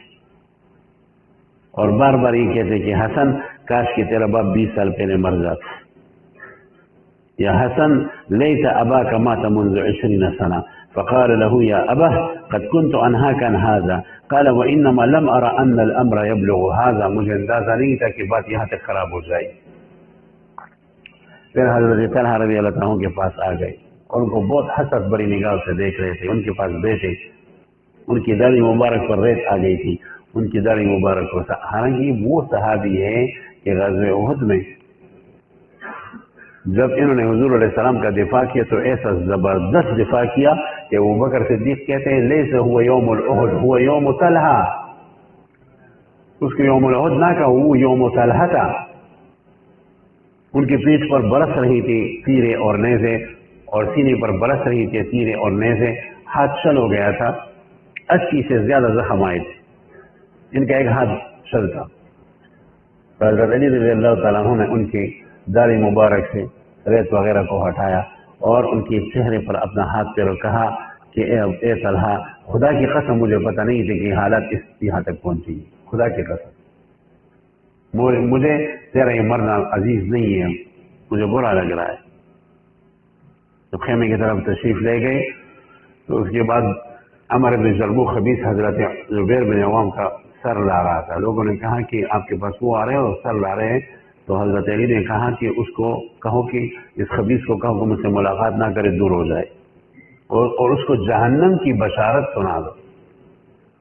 اس سے تو ایسا خبیثانہ کام کیا ہے کہ اس کو جہنم کی بشارت سنا دو۔ پھر مسئلہ درمیان میں یہ کھڑا ہوا کہ مال غنیمت لیا جائے یا نہ لیا جائے۔ حضرت علی نے فرمایا، پہلے تو یہ کام کیا کہ اس طرف کے شہداء اور اس طرف کے شہداء سب کو جمع کیا اور سب کے اوپر خود جنازہ پڑھایا۔ یہ نہیں کہ باغین کے اوپر جنازہ نہیں پڑھایا، ان کے اوپر بھی جنازہ پڑھایا اور ان کی طرف بھی جنازہ پڑھایا۔ یہ جو باغین لفظ میں کہہ رہا ہوں یہ عربی کی اصطلاح میں کہہ رہا ہوں، اردو میں باغی نہیں کہہ رہا، کیونکہ کتابوں نے باغی لفظ لکھا ہے، لیکن باغی لفظ کا ٹمپریچر عربی میں کم ہوتا ہے، اردو میں اس کا ٹمپریچر بڑھ جاتا ہے، تو اردو میں نہیں کہنا چاہیے، یہ عربی اصطلاح کے لحاظ سے میں کہہ رہا ہوں۔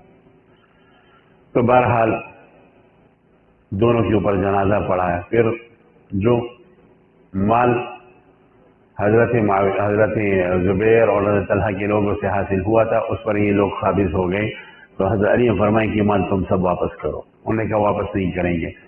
حضرت علی نے کہا کہ اگر یہ ہماری غنیمت ہے تو ہماری غنیمت میں عائشہ بھی ہے، تمہاری ماں بھی ہے، کون خبیث اس کو قبول کرے گا کہ اس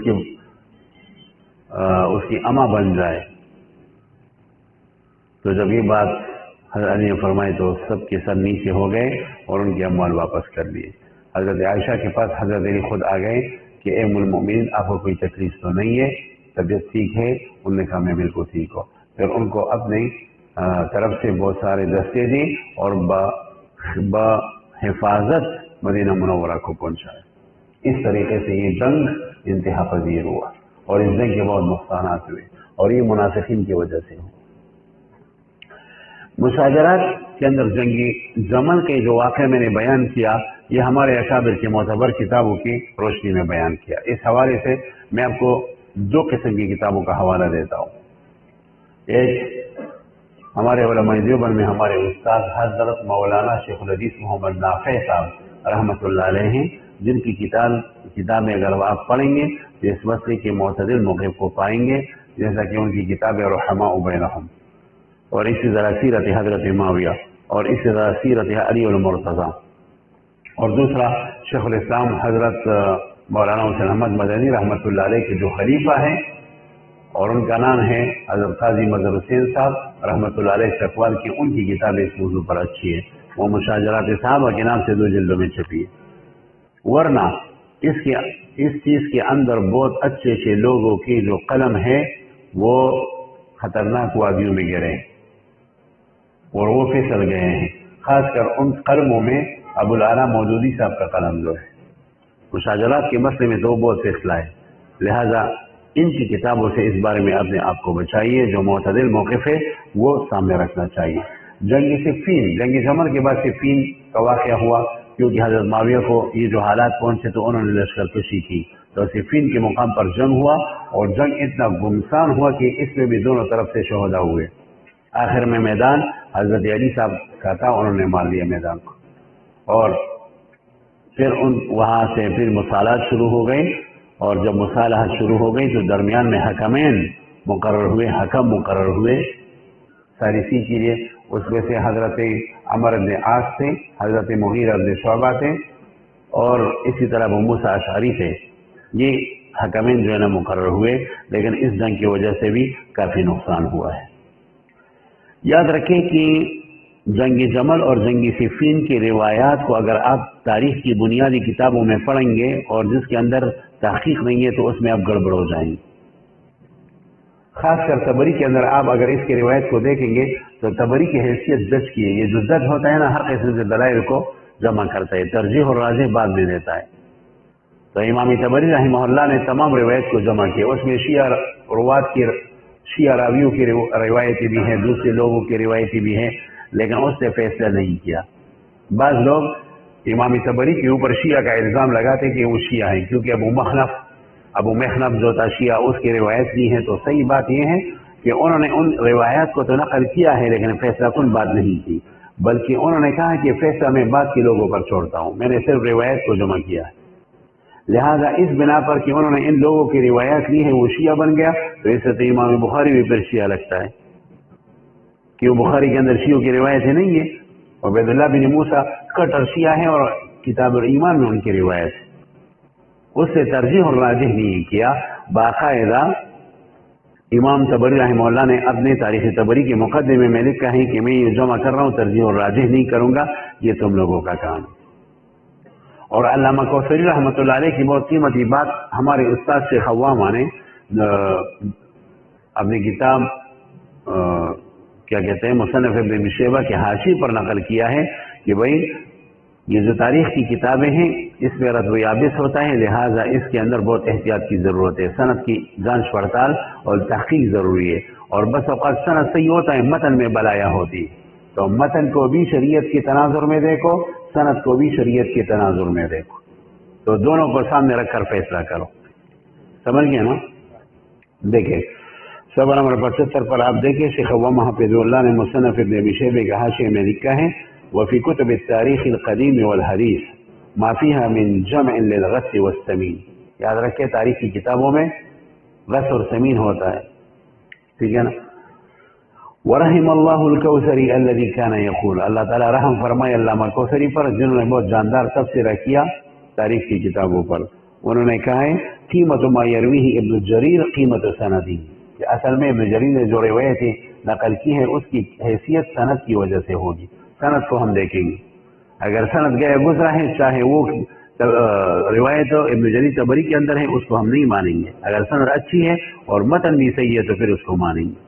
اس لیے کہا ہے کہ قیمت ما یرویہ ابن جریر قیمت سندی یضاف الى ملاحظت اہمیت السند خطر ما يدخل على كتب التاريخ من اصحاب القلوب المريضة تجاه الصحابة واتباعهم رضی اللہ عنہم ومن قبل اعداء الاسلام عامة.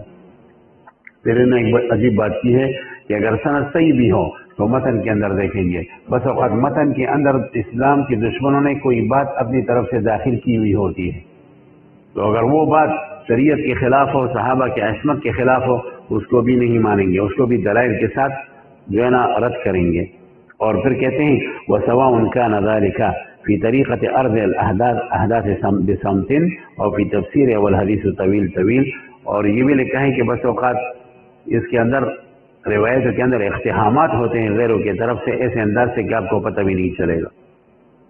گلوکوز کا جو ہے انجیکشن ہوگا آپ کو پتہ بھی نہیں چلے گا، لہٰذا اس کو بہت احتیاط سے پرکھنا چاہیے.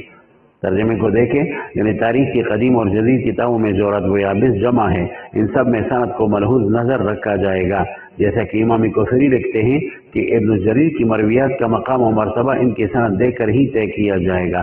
اسی طرح اس بات پر بھی نظر رکھنی چاہیے کہ بعض دفعہ روایت کی سند تو درست ہوتی ہے لیکن اعداء الاسلام اور صحابہ دشمن لوگوں نے اس میں اپنی طرف سے باتیں داخل کی ہوتی ہے. اور امام طبری نے ترجیح اور راجح نہیں کیا، انہوں نے صرف جمع کیا ہے. متقدمین کا اکثر طریقہ یہ ہوتا ہے کہ وہ ایک دوسری طرف سے روایت کو جمع کرتے ہیں، ترجیح اور راجح متاخر پر چھوڑ دیتے ہیں. اس کی مثال خود مصنف ابن ابی شیبہ کو میں پیش کرتا ہوں. اس میں باب ہے باب ما جاء فی رفع الیدین، اس کی نیچے رفع الیدین کی حدیث جمع کی ہے. اس کے بعد ایک اور باب ہے باب ما جاء فی ترک رفع الیدین. تو آدمی اگر مقتدی ہوگا اور منہج سے بھی خبر ہوگا تو وہ متشوش ہو جائے گا کہ یار میں رفع الیدین کی حدیث کو مانوں یا ترک رفع الیدین کی حدیث کو مانوں. لیکن جو محققین ہیں وہ جانتے ہیں کہ انہوں نے تو جمع کیا ہے، بعد کے لوگوں نے ترجیح اور راجح کرنا ہے. یہی حال تفسیر ابن جریر طبری کا ہے، تاریخ ابن جریر طبری کا ہے. دیکھیں حاشیے کی طرف تھوڑا چلا جائیے. حاشیہ نمبر 44 میں ہے کہ اس کے علاوہ خود امام طبری اپنی تاریخ کے بارے میں لکھتے ہیں فما يكن في كتاب هذا من خبر ذكرناه عن بعض المازعين مما يستنكره قارئه او يستنشئه سامعه من اجل انه لم يعرف له وجها في الصحة ولا معنى في الحقيقة فليعلم القارئ انه لم يؤتى في ذلك من قبلنا وانما اتى من قبل بعض ناقليه الينا وانما انا ادينا ذلك على نحو ما ادي الينا. ہم نے تو صرف نقل کیا ہے. ترجمہ یعنی اس کتاب میں جو خبر میں نے پہلے لوگوں کو سے لیا ہے. اس میں جو بھی روایت ایسی ہو جیسے پڑھنے والا عجب سمجھے، اس کا سننے والا اسے بڑا سمجھے، کیونکہ اس کی صحت کی کوئی وجہ سمجھ میں نہ آتی ہے، تو اسے یہ معلوم ہونا چاہیے کہ وہ بات ہم اپنی طرف سے نہیں لاتے بلکہ اسے کچھ نقل کرنے والوں سے لیا گیا ہے. ہم نے تو خبر اس کی طرف پہنچا دی ہے جس طرح وہ ہم تک پہنچا ہے. یہ امام طبری کا موقف ہے. لہذا اس موقف کو سامنے رکھتے ہوئے ہمارے بعض لوگ امام طبری پر شیعہ کا فتویٰ لگاتے، یہ فتویٰ یکسر غلط ہے. وہ اہل سنت کے لوگوں میں تھے، وہ ہمارا سرمایہ تھے. آپ نے سرمایہ کو کیوں نکال رہے ہو؟ ہمارے ایک بہت بڑے بزرگ ہیں علماء دیوبند میں سے ان کے پاس بیٹھا ہوا تھا، تو بڑوں سے بہت تربیت ملتی. مجھے کہنے لگے مولوی صاحب دیوبندیت سے ہر کسی کو نہ نکالا کرو، بلکہ مشن بناؤ کہ دیوبندیت کے اندر لوگوں کو داخل کرو. اتنی سی بات کے ذریعے سے لوگوں کو دیوبندیت سے مت نکالا کرو، اپنے لوگوں کو اپنے قریب کرو، دیوبندیت کے اندر داخل کرو. تم نکال رہے ہو، بس ذرا سی غلطی ہو گئی نکال لی، یہ دیوبندی نہیں، یہ دیوبندی نہیں. اس کا دائرہ اتنا تنگ نہ کرو. بہت قیمتی بات اس بزرگ نے فرمائی تھی مجھے، تو یہ آپ حضرات کے ذہن میں رکھ. اور اگر تم امام طبری کو شیعہ کہتے ہو تو اس نے جو تفسیر ابن جریر طبری لکھی ہے وہ تو اہل سنت کا سرمایہ ہے. ابن کثیر نے اپنی پوری تفسیر ابن جریر طبری کی تفسیر سے اختصار کیا ہے. علامہ سیوطی نے الدر المنصور فی تفسیر ابن الماثور پوری تفسیر کو تفسیر ابن جریر طبری سے ماخوذ کیا ہے. امام طبری کی وفات 310 ہجری میں ہوئے، وہ متقدمین میں سے ہیں. بعض کے جتنے بھی بات کے جتنے مفسرین ہیں ہمارے اہل سنت کے سب کا مرجع ابن جریر طبری ہے. اگر تم یہ کہتے ہو کہ شیعہ ہے تو شیعہ سے ہم نے استفادہ کیا، اور ہمارے تفسیر کے اندر تمام تر اعتنا اور تمام تر اعتماد ایک شیعہ کے اوپر ہے. یہ تو بڑی نامناسب بات ہے، سمجھ آ رہی بات ہے؟ تو یہ بات آپ حضرات کے ذہن میں رہے. لہٰذا امام طبری پر شیعت کا فتویٰ لگانا ٹھیک نہیں.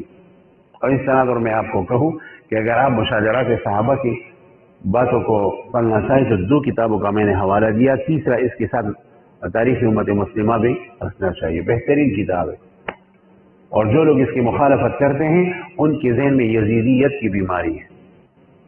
تو تاریخ امت مسلمہ خاص کر دوسری جلد جو ہے وہ صحیح ہے. ہاں میں یہ نہیں کہہ سکتا کہ یہ معصوم کتاب ہے. المعصوم علیہ سے ہوا الا القرآن. اور جو احتیاط بخاری اور مسلم کے اندر کی گئی ہے میرے خیال میں وہ احتیاط اس میں نہیں ہے. تو کہیں تسامح کا احتمال ہے، لیکن اس کو بھرپور اس پر نفی کی جائے، اس کو جو ہے نا اس کے اوپر ایسی تنقید کی جائے کہ کچھ کتاب نہیں ہے غلط ہے. تاریخ امت مسلمہ بہترین کتاب ہے، اس کو پڑھنا چاہیے. مجھ سے تو جب کوئی پوچھتا ہے کہ اردو کی تاریخوں میں ہم کون سا کتاب مطالعہ کریں تو کئی سال پہلے ہم اس کا جواب نہیں دے سکتے تھے، کیونکہ ہر کتاب میں گڑبڑ ہے، خاص کر تاریخ کی مسئلوں میں.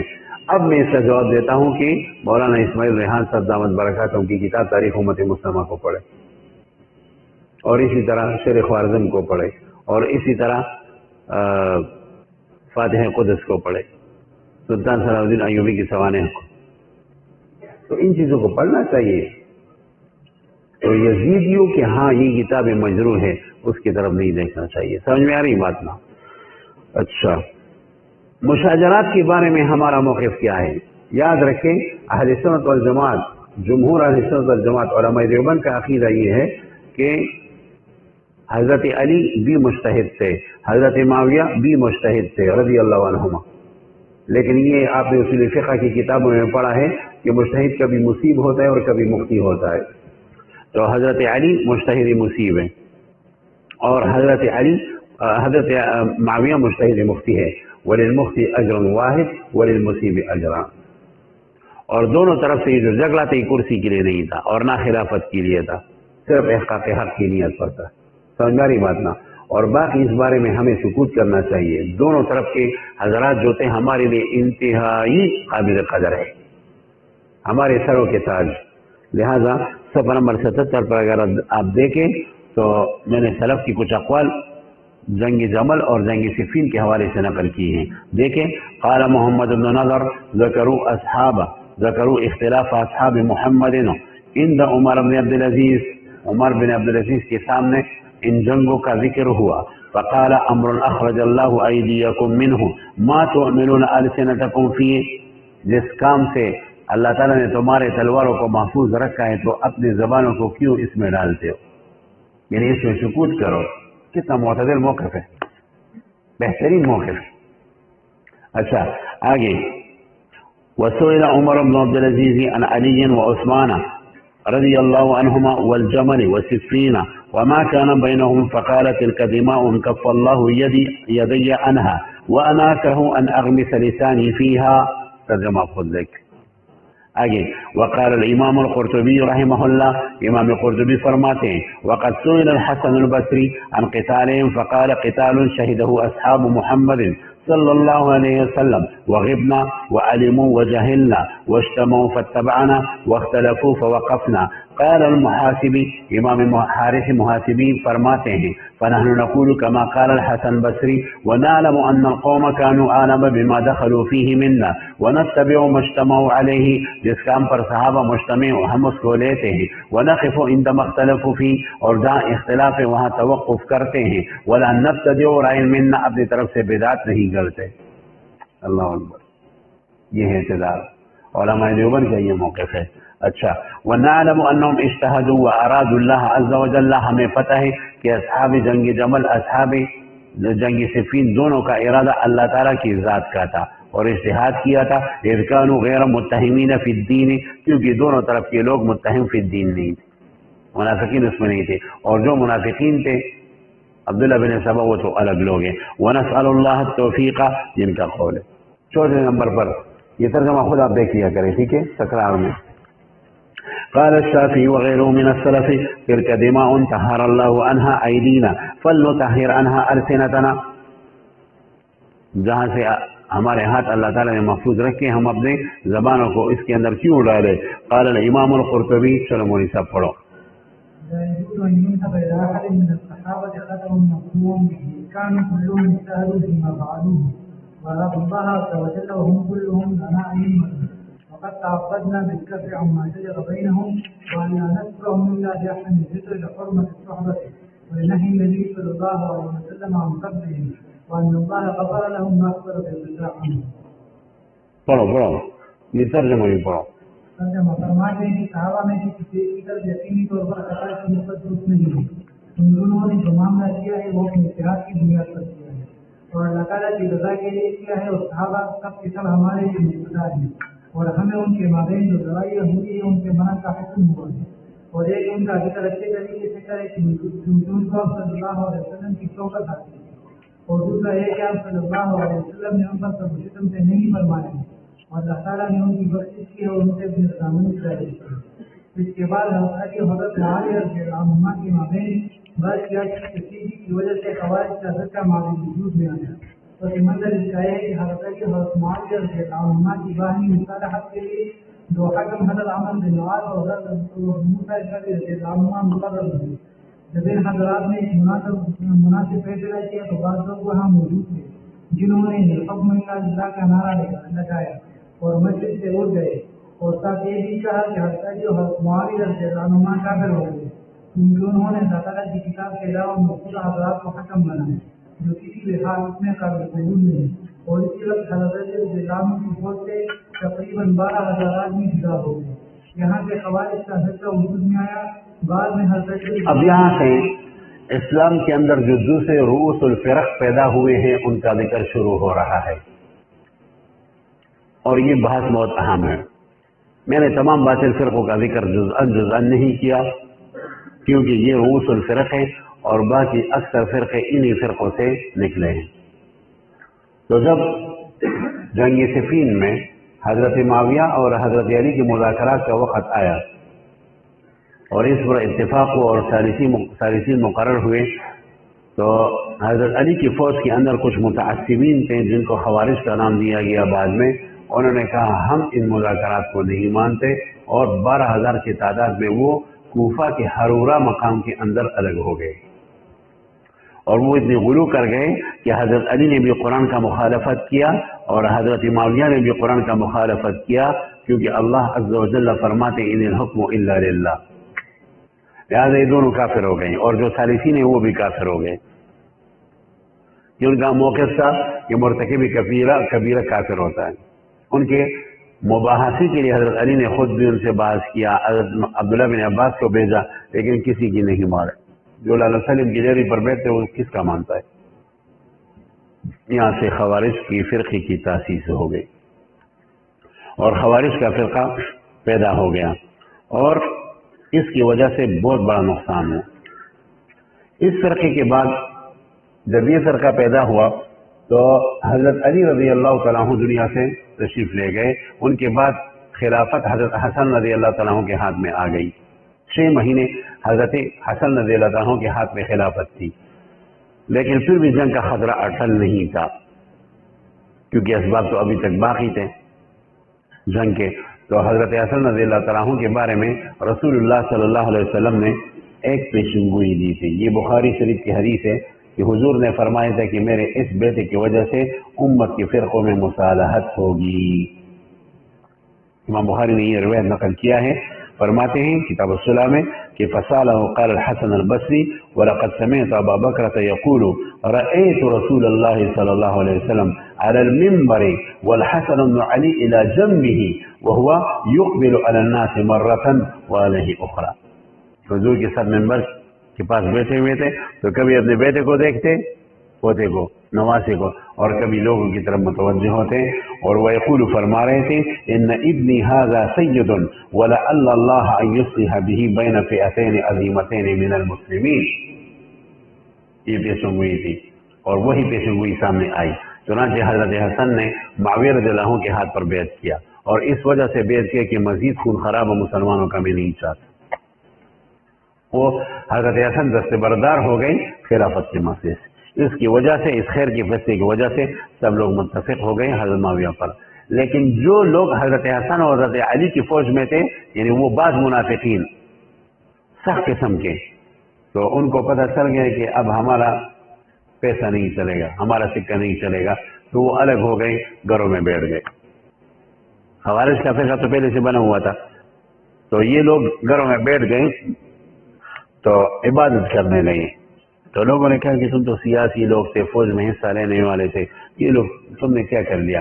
تو انہوں نے کہا نعتذر عن الناس ونعبد اللہ، اس وقت ہم حالت اعتزال میں ہیں، بس عبادت کریں گے، حالت خراب ہے باہر۔ تو اس وجہ سے اس فرقے کا نام معتزلہ مشہور ہو گیا۔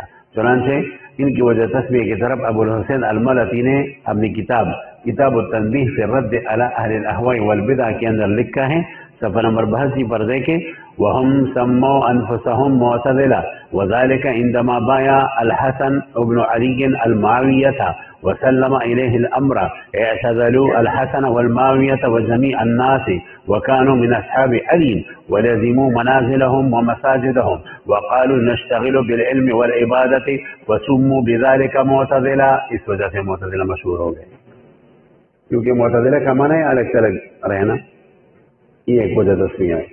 اور ایک وجہ تسمیہ وہ ہے جو آپ حضرات نے شرقائد کے اندر پڑھا ہے۔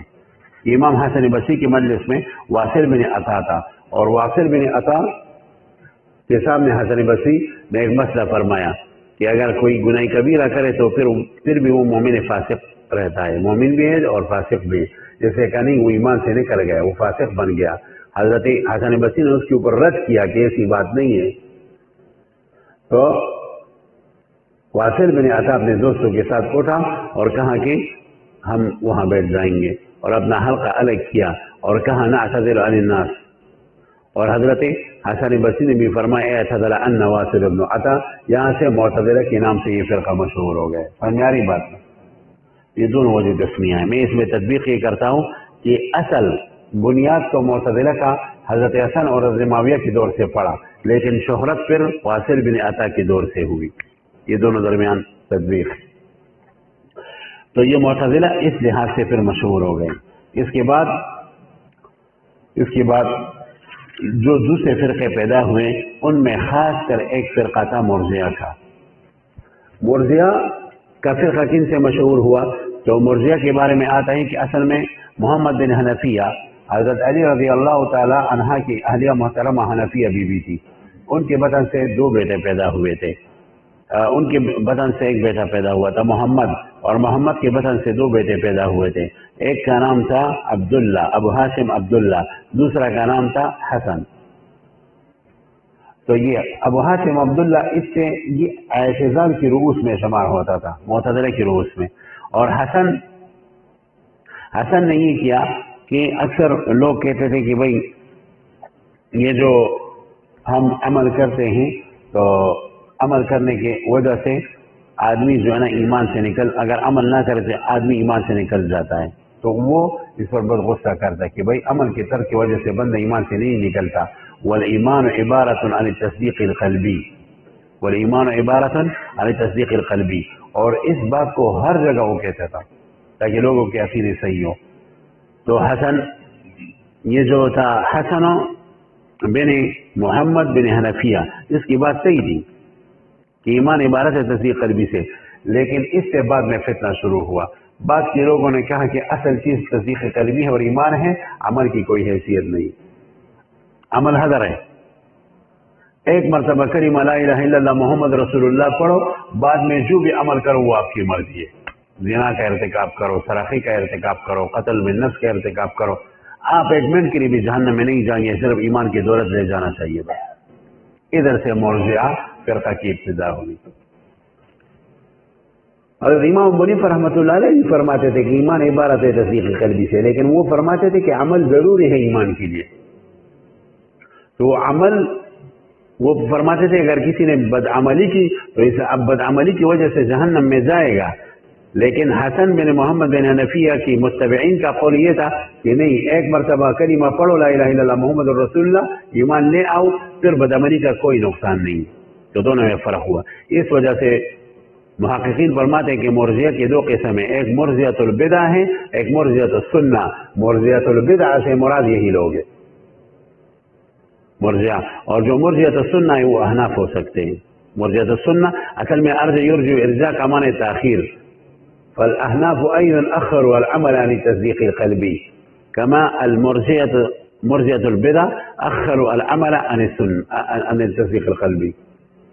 تو یہ آپ ذہن میں رکھیں. تو ادھر سے مرجئہ کا فرقہ پیدا ہوا، اور ان کو آج کل ہم اباحیت پسند بھی کہتے ہیں. اباحیت پسند فرقہ جانتے ہو نا؟ یہ عوام لوگ اکثر کہتے ہیں کہ مولوی صاحب ادھر تم دیکھو، یہ جو تم تہجد کے لیے جاتے ہو اور حج اور عمرے کے لیے جاتے ہو اور اتنی محنت کرتے ہو، کرو آخرت میں تم دیکھو گے جنت سے تم باہر ہوگے اور میں جنت کے درمیان بیٹھا رہوں گے انشاءاللہ.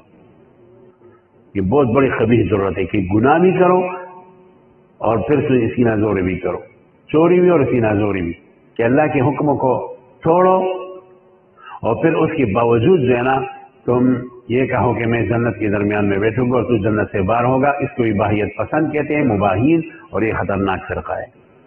تو مرجئہ کا فرقہ اگر مرجئہ کے نام سے آج کل نہیں ہے، لیکن مباحین اور اباحیت پسند فرقے کے نام سے اس وقت بھی موجود ہے. اب آپ کے مسئلے میں بہت سارے لوگ جو علماء سے سخت نفرت کرتے ہیں، آپ جدید طبقے میں بیٹھے نہیں ہیں، یہ جو بڑے بڑے بیوروکریٹس ہیں ان کے درمیان بیٹھو، آپ کو بالکل کراہت کی نظر سے دیکھیں گے اور کہیں گے کہ اگر جنت ہے تو دنیا میں ہم ہیں. ہم اس طرح اعتقاد رکھتے ہیں. یہ اباحیت پسند فرقہ ہے اور یہ خطرناک فرقہ ہے، یہ جہل کی وجہ سے کرتے ہیں. تو اس طریقے سے مرجئہ کا فرقہ پیدا ہوا. ایک آدمی تھا معبد بن خالد الجہنی، وہ حسن بصری رحمۃ اللہ علیہ کے مجلس میں بیٹھتا تھا. تو اکثر جو مسلمان بات کرتے کوئی کام ہو جاتے، یار بس یہ تقدیر میں اللہ نے لکھا ہے، تو اس کو غصہ آ جاتا معبد بن خالد الجہنی کو، اور وہ کہتا کدھر تقدیر میں لکھا ہوا ہے؟ اپنی طرف سے گناہ کرتے ہو اور پھر اب ہر چیز تقدیر کے اوپر لاد دیتے ہو. تقدیر نہیں ہے. لا قدر والامر انفا، لا قدر والامر انفا، تقدیر نہیں ہے، امور مستانفہ ہے. تو اس آدمی نے تقدیر کا انکار کیا. تو یہ تو گزارا کرتا تھا، لیکن اس کی جو نیچے متبعین تھے انہوں نے اس بات میں اتنا غلو کیا کہ تقدیر کا بالکل مکمل انکار کر لیا. یہ فرقہ قدریہ کے نام سے مشہور ہوا. یہ فرقہ قدریہ کے نام سے مشہور ہوا. اور اس کو قدریہ اس لیے کہا جاتا ہے کہ یہ انسان کو قادر مطلق مانتے تھے اور یہ کہتے تھے کہ انسان اپنے اختیاری افعال کا خالق ہے، معاذ اللہ. تو یہ فرقہ قدریہ کے نام سے مشہور ہوا. اس کی وجہ تسمیہ کی ایک وجہ یہ کہ انسان کو قادر مطلق جانتے تھے. بعض لوگ کہتے ہیں کہ قدریہ فرقہ اس وجہ سے مشہور ہوا کہ ہر جگہ تقدیر کی بات سے کرتے تھے. جو آدمی ہر جگہ کسی چیز کی بات کرتے ہیں اس سے مشہور ہو جاتا ہے نا.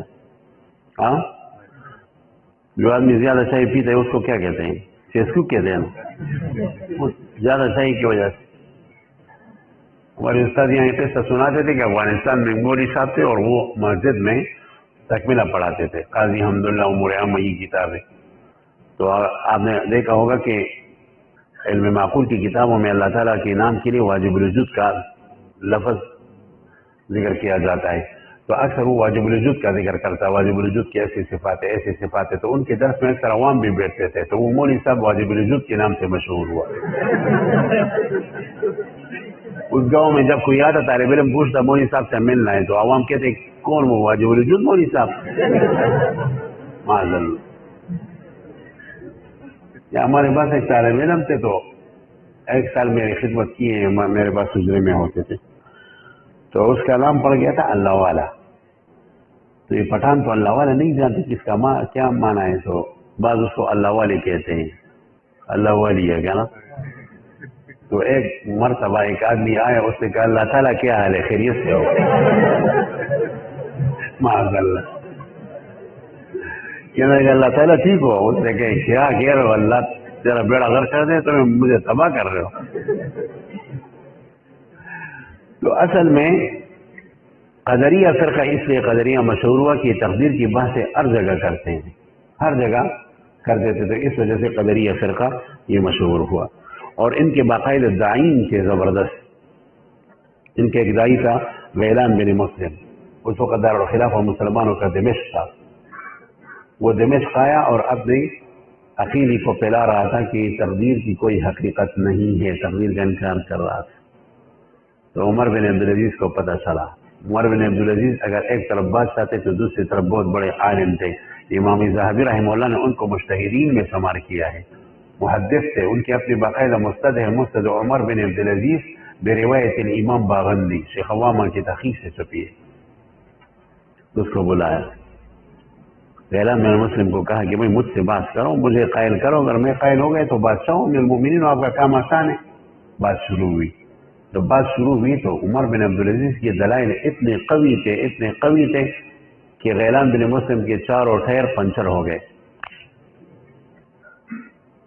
और उस तारीखी बात की जो आबिज़र से लिखने के काबिल थी कि मैं तौबा करता हूँ आपके हाथ पर अमीरुल मोमिनीन। और कहा या अमीरुल मोमिनीन लक़द जिअतुका ज़ाल्लन फ़हदैतनी व अअमा फ़बस्सरतनी व जाहिलन फ़अल्लमतनी वल्लाहि ला अतकल्लमु फ़ी शैइन मिन हाज़ल अम्र अबदा।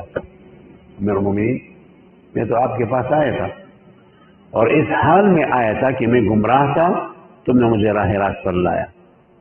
और मैं आया था इस हाल में कि मैं नाबीना था, तुमने मुझे बीना कर दिया। और इस हाल में आए थे कि मैं जाहिल था, तुमने मुझे इल्म दिया। आज के बाद मैं तकदीर की नफी में बात नहीं करूंगा। तो वहां से निकल पड़ा। अगर से बाद में तारीख ने लिखा है कि आदमी वही लाप रहा था बाद में, इसलिए तोबा तो बज़ाहिर तोबा कर लिया, लेकिन बाद में वही बात कर रहा था। ये अहले बिदअत भी अजीब होते हैं, ये हालात को के साथ चलते इब्नुल वक्त होते हैं। बहरहाल तो ये क़दरिया फ़िरक़ा था। क़दरिया फ़िरक़ा के बाद कुछ और फ़िरक़े पैदा हुए। क़दरिया के मुकाबले में जब क़दरिया का ये जो फितना था ये पहुंच गया खुरासान को। खुरासान के अंदर जहाँ बिन सफ़वान था। जहाँ बिन सफ़वान बहुत खतरनाक आदमी था, ये तिरमिज़ के करीब था। दरिया जैहुन के करीब जो तिरमिज़ है ना, आजकल किस मुल्क में आता है? उज़्बेकिस्तान में आता है। तिरमिज़ कौन से मुल्क में आता है? उज़्बेकिस्तान में आता है। तो उज़्बेकिस्तान में ये शहर है इस वक्त। इमाम तिरमिज़ी भी इस जगह का था, ये अहले इल्म का इलाका था। तो तिरमिज़ में जहाँ बिन सफ़वान भी था और इसके अक़ाइद इंतहाई खतरनाक थे। बल्कि इमाम ज़हाबी ने लिखा है कि दुनिया के जितने भी पलीद और बेकार अक़ीदे इस आदमी में जमा हो गए थे। तो क़दरिया ने तो कहा कि इंसान अपने अफ़आल का क़ादिर मुतलक़ है, तो इससे इनके रद्द फ़ेल में कहा कि नहीं, इंसान मजबूर महज़ है। अहले सुन्नत वल जमात तो बैन अक़ीदा रखते हैं, वो कहते हैं इंसान ना क़ादिर मुतलक़ है ना मजबूर महज़ है, बल्कि कुछ इख्तियार अल्लाह ने इसको दिया है जिससे हम कसब की ताबीर करते हैं। हज़रत अली रज़ी अल्लाह तआला अन्हु से किसी ने पूछा कि इंसान को इख्तियार है? अली ने जवाब दिया हाँ है। फिर वो साहिल कहने लगा कितना है? तो अली ने कहा कि तुम खड़े हो जाओ, वो खड़ा हो गया। फरमा दे रहे कि एक हाथ एक पाँव को उठाओ, उसने एक पाँव को उठाया। फिर फरमा दे रहे कि दूसरे पाँव को भी उठाओ। اس سے کہا حضرت دوسرے پاؤں کو تو نہیں اٹھا سکتا، کہنے لگے اتنا ہی اختیار ہے آپ کے پاس. تو اس کو ہم کسب سے تعبیر کرتے ہیں. تو جبریہ قدریہ کے رد فعل میں نکل آئے. جہاں میرے صفوان نے کہا انسان کو نہ کسب کا اختیار ہے نہ خلق کا اختیار ہے، انسان مجبوری محض ہے، تو بالکل ظاہرانہ بات ہے. میرے ساتھ یہ ہوگا کہ یہ ایسا عقیدہ ہے کہ جانور بھی اس کو رد کرتے ہیں. کوئی کتا ہے، اس کو تم پتھر سے مارو تو وہ پتھر کے بجائے آپ کے پیچھے آئے گا. اس کو پتہ ہے کہ اصل میں مختار یہ ہے، کسب یہ کر رہا ہے، تو کتے کو بھی یہ پتہ ہے. ایسا ہے نہیں ہے. یہ جو ہوتے ہیں نا، مکھیاں ہوتی ہے جو کاٹنے والے مکھیاں ہوتے ہیں، اس کی گوشت کو تم مارو، جب تم مارو گے تو وہ پتھر کے پیچھے جائے گی، آپ کے پیچھے آئے گی. اس کو بھی پتہ ہے کہ انسان کو کچھ نہ کچھ کسب کے درجے میں اختیار ہے، اصل کام یہ کر رہے ہیں. پتھر تو بے جان چیز ہے، تو پتھر کا کیا کر رہے ہو. تو جبریہ کا عقیدہ ان سے بھی گیا گزرا ہے، فضول عقیدہ ہے. لہذا یہ فرقہ رد فعل کے نتیجے میں آیا ہے جبریہ. اور اسی طرح ایک مرتبہ حسن بصری رحمہ اللہ کے مجلس میں کچھ لوگ بیٹھے ہوئے تھے، اور وہ لوگ تھے دیہاتی قسم کے لوگ کہ ہر حدیث کو ظاہر پر حمل کرتے تھے. اور یہ اہل سنت کا عقیدہ ہے کہ ہر حدیث ظاہر پر حمل نہیں ہوتا، اس سے تقسیم کا عقیدہ نکل آتا ہے. تو ایک حدیث میں آتا ہے کہ حضور علیہ السلام نے فرمایا کہ اللہ فرماتے ہیں کہ جب آدمی میرے طرف روانہ ہوتا ہے فہرولت الیہ، تو اللہ کہتے ہیں میں دوڑتا ہوں اس کے پاس. تو دوڑنے کا مطلب یہ ہے کہ میں اپنے انعامات کی بارش اس کی طرف متوجہ کر لیتا ہوں. دوڑنے کا مطلب یہ ہے. تو اس طرح کی حدیث حسن بصری نے پڑھی اور یہ تعبیر کی. ایک آدمی کھڑا ہوا، اس نے کہا نہیں اللہ بھی دوڑتا ہے یار، یہ کیا بات ہے کہ اللہ نہیں دوڑتا، نعوذ باللہ. تو حسن بصری کو اس بدعتی پر بہت غصہ آیا اور فرمایا اخرجوہم الی حش المجلس، ان کو نکالو باہر. یہاں سے اس فرقے کا نام حشویہ پڑ گیا. تو یہ مجسمہ کا ایک قسم ہے. اور اسی طرح خراسان کے اندر ایک آدمی تھا مقاتل بن سلیمان، یہ مشہور مفسر تھا، تفسیر میں بہت ماہر تھا. وہ باقاعدہ اللہ تعالیٰ کے لیے اعضا ثابت کرتا تھا. تو اس سے پھر مجسمہ کا فرقہ شروع ہو گیا. اور خراسان ہی کے اندر ایک آدمی تھا محمد بن کرام السجستانی، وہ اللہ تعالیٰ کے لیے اعضا ثابت کرتا تھا اور کہتا اللہ عرش کے اوپر بیٹھا ہوا ہے، باقاعدہ جسم ثابت کرتا تھا محمد بن کرام. اور پہلے درس میں نے آپ کو کہا تھا کہ بہت رونے والا تھا، عبادت میں بہت روتا تھا، تہجد گزار تھا. اور اس رونے کی وجہ سے عام لوگ بہت دھوکے میں آ جاتے ہیں. یہ عام لوگ تو اس کو دیکھتے ہیں نا. میں نے آپ کے سامنے مجد الفسانی کا قول پیش کیا تھا یا نہیں. مجد الفسانی فرماتے ہیں کہ بس اوقات اہل سنت کا ایک عالم ہوتا ہے، وہ عمل میں کمزور ہوتا ہے لیکن عقیدے میں مضبوط ہوتا ہے. اس کا درجہ بہت اونچا ہے اس عالم سے کہ جو عقیدے میں بدعتی ہے لیکن عمل میں آگے. تو محمد بن کرام نفلیں پڑھتا تھا، روتا تھا، لوگوں کے پر دھوکہ دیتا. 20,000 لوگ اس نے باقاعدہ مجسمہ بنا لیے تھے. تو کرامیہ فرقہ بھی مجسمہ کا ایک شاخ ہے. اسی طرح مشبہہ بھی مجسمہ کا ایک شاخ ہے. یہ 4 فرقے اس زمانے میں بن گئے. اور اس کے ساتھ ساتھ یہ ایک مسئلہ تھا کہ شیعہ اور روافض بھی اس طرح. شیعہ اور روافض جو تھے، تو اس عبداللہ بن سبا جو تھا، اس نے شیعہ کے پیدا کرنے میں بنیادی کردار ادا کی. اصل میں یہودی آدمی تھا، اسلام کی طرف آیا تھا لیکن تھا منافق.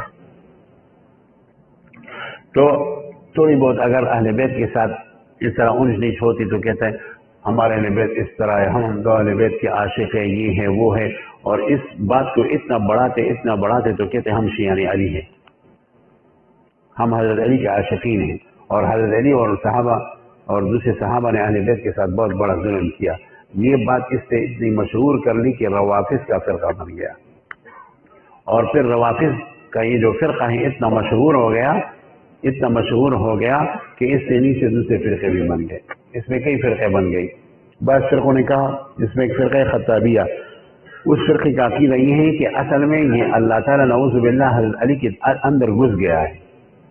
یہ حضرت علی اللہ کا مظہر ہے، نعوذ باللہ. اور فرقے بھی ان سے پھر الگ ہو گئے. حضرت عباس رضی اللہ تعالیٰ عنہ کی طرف الگ ایک فرقہ منسوب ہوا. ایک فرقہ اس میں اسماعیلیہ، ایک عبیدیہ، اس طرح کے فرقے اس میں مشہور ہو گئے. عبید اللہ افریقہ میں ایک آدمی تھا، وہ اٹھا مصر پر قبضہ کیا اور اس نے جھوٹے طریقے سے اپنے آپ کو فاطمی کہا کہ میں حضرت فاطمہ کے اولاد میں ہوں، اسے ان کو فاطمین کہتے ہیں، لیکن حقیقت میں یہ فاطمین نہیں ہیں، یہ عبیدین ہیں۔ پورے مصر پر قبضہ کیا۔ سلطان صلاح الدین ایوبی رحمہ اللہ نے بہت مہارت، بہت دراکہ کے ساتھ مصر کی سیاست کے اندر گھس گیا اور وہاں کی کرسی کو اپنے ہاتھ میں لیا، یہاں تک کہ جب وہاں کا خلیفہ مر رہا تھا تو اس نے کہا میرے بعد اگر خلیفہ کوئی ہوگا تو سلطان صلاح الدین ایوبی ہوگا۔ اور سلطان صلاح الدین ایوبی جب مصر کی کرسی پر بیٹھ گیا تو بہت مہارت کے ساتھ شیعہ اور اسماعیلیوں کو وہاں سے نکال دیا تو یہ مختلف ملکوں میں چلے گئے، بعض کرد میں چلے گئے۔ ان میں دو فرقے مشہور ہمارے طرف بر صغیر میں آ گئے، ایک فرقہ کیلاش کی طرف چلا گیا، ان کو آغا خانیہ کے نام سے اور اسماعیلی فرقے کے نام سے پکارا جاتا ہے، اور ایک فرقہ بلوچستان کی طرف چلا گیا، ان کو ذکر فرقہ سے پہچانا جاتا ہے۔ بعد میں آغا خانی فرقہ، فرینس آغا خانی، یہ سب آغا خانی فرقہ، یہ اسماعیلی فرقہ ہے حقیقت۔ میرے ساتھی کو ویسے بطور تفقع کہتا ہوں کہ صلاح الدین ایوبی رحمۃ اللہ علیہ کو اللہ غریق رحمت کرے، تم نے اسلام جی کو ہمارے طرف بھیجا تو وہی دفن کر لیتے یار، تم نے اسلام جی کو ہمارے طرف بھیجا، ہمارے دماغ کا کیڑا بنا ہوا ہے، سمجھ آ رہی بات؟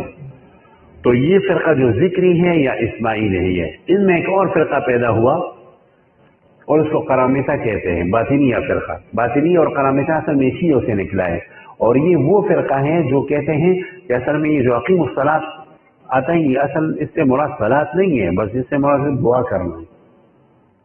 فآتوا الزکات، جو یہ لفظ آتا ہے تو اس سے زکات ادا کرنا نہیں ہے شرعی، بلکہ بڑے کو کچھ پیسے دینے، اس کو باطنیہ فرقہ کہا جاتا ہے، ملاحدہ ہے، زنادقہ ہے، اور اس کو قرامطہ بھی کہا جاتا ہے۔ ان کے ایک بڑے گزرے ہیں، وہ بہت چھوٹے قد کے تھے، اور چھوٹے قد کے آدمی کو قرمت کہا جاتا ہے، تاکہ نیم سا پکو بس دونوں ہے خوپالی کلا محرامی ہو۔ تو اس فرقے کا نام کیا پڑ گیا؟ قرمتی، قرامطہ پڑ گیا۔ اس فرقے نے اسلام کو جو نقصان پہنچایا اس کا اندازہ نہیں۔ اس کے پھر دو حصے ہو گئے، ایک اس میں یہ ہو گیا کہ جو متعصب تھا بس صرف تلوار کو جانتا تھا، دوسرا کچھ اچھا تھا، جو ان میں جو متعصب تھا اس کو فدائین کہا جاتا ہے، حسبین یا فدائین۔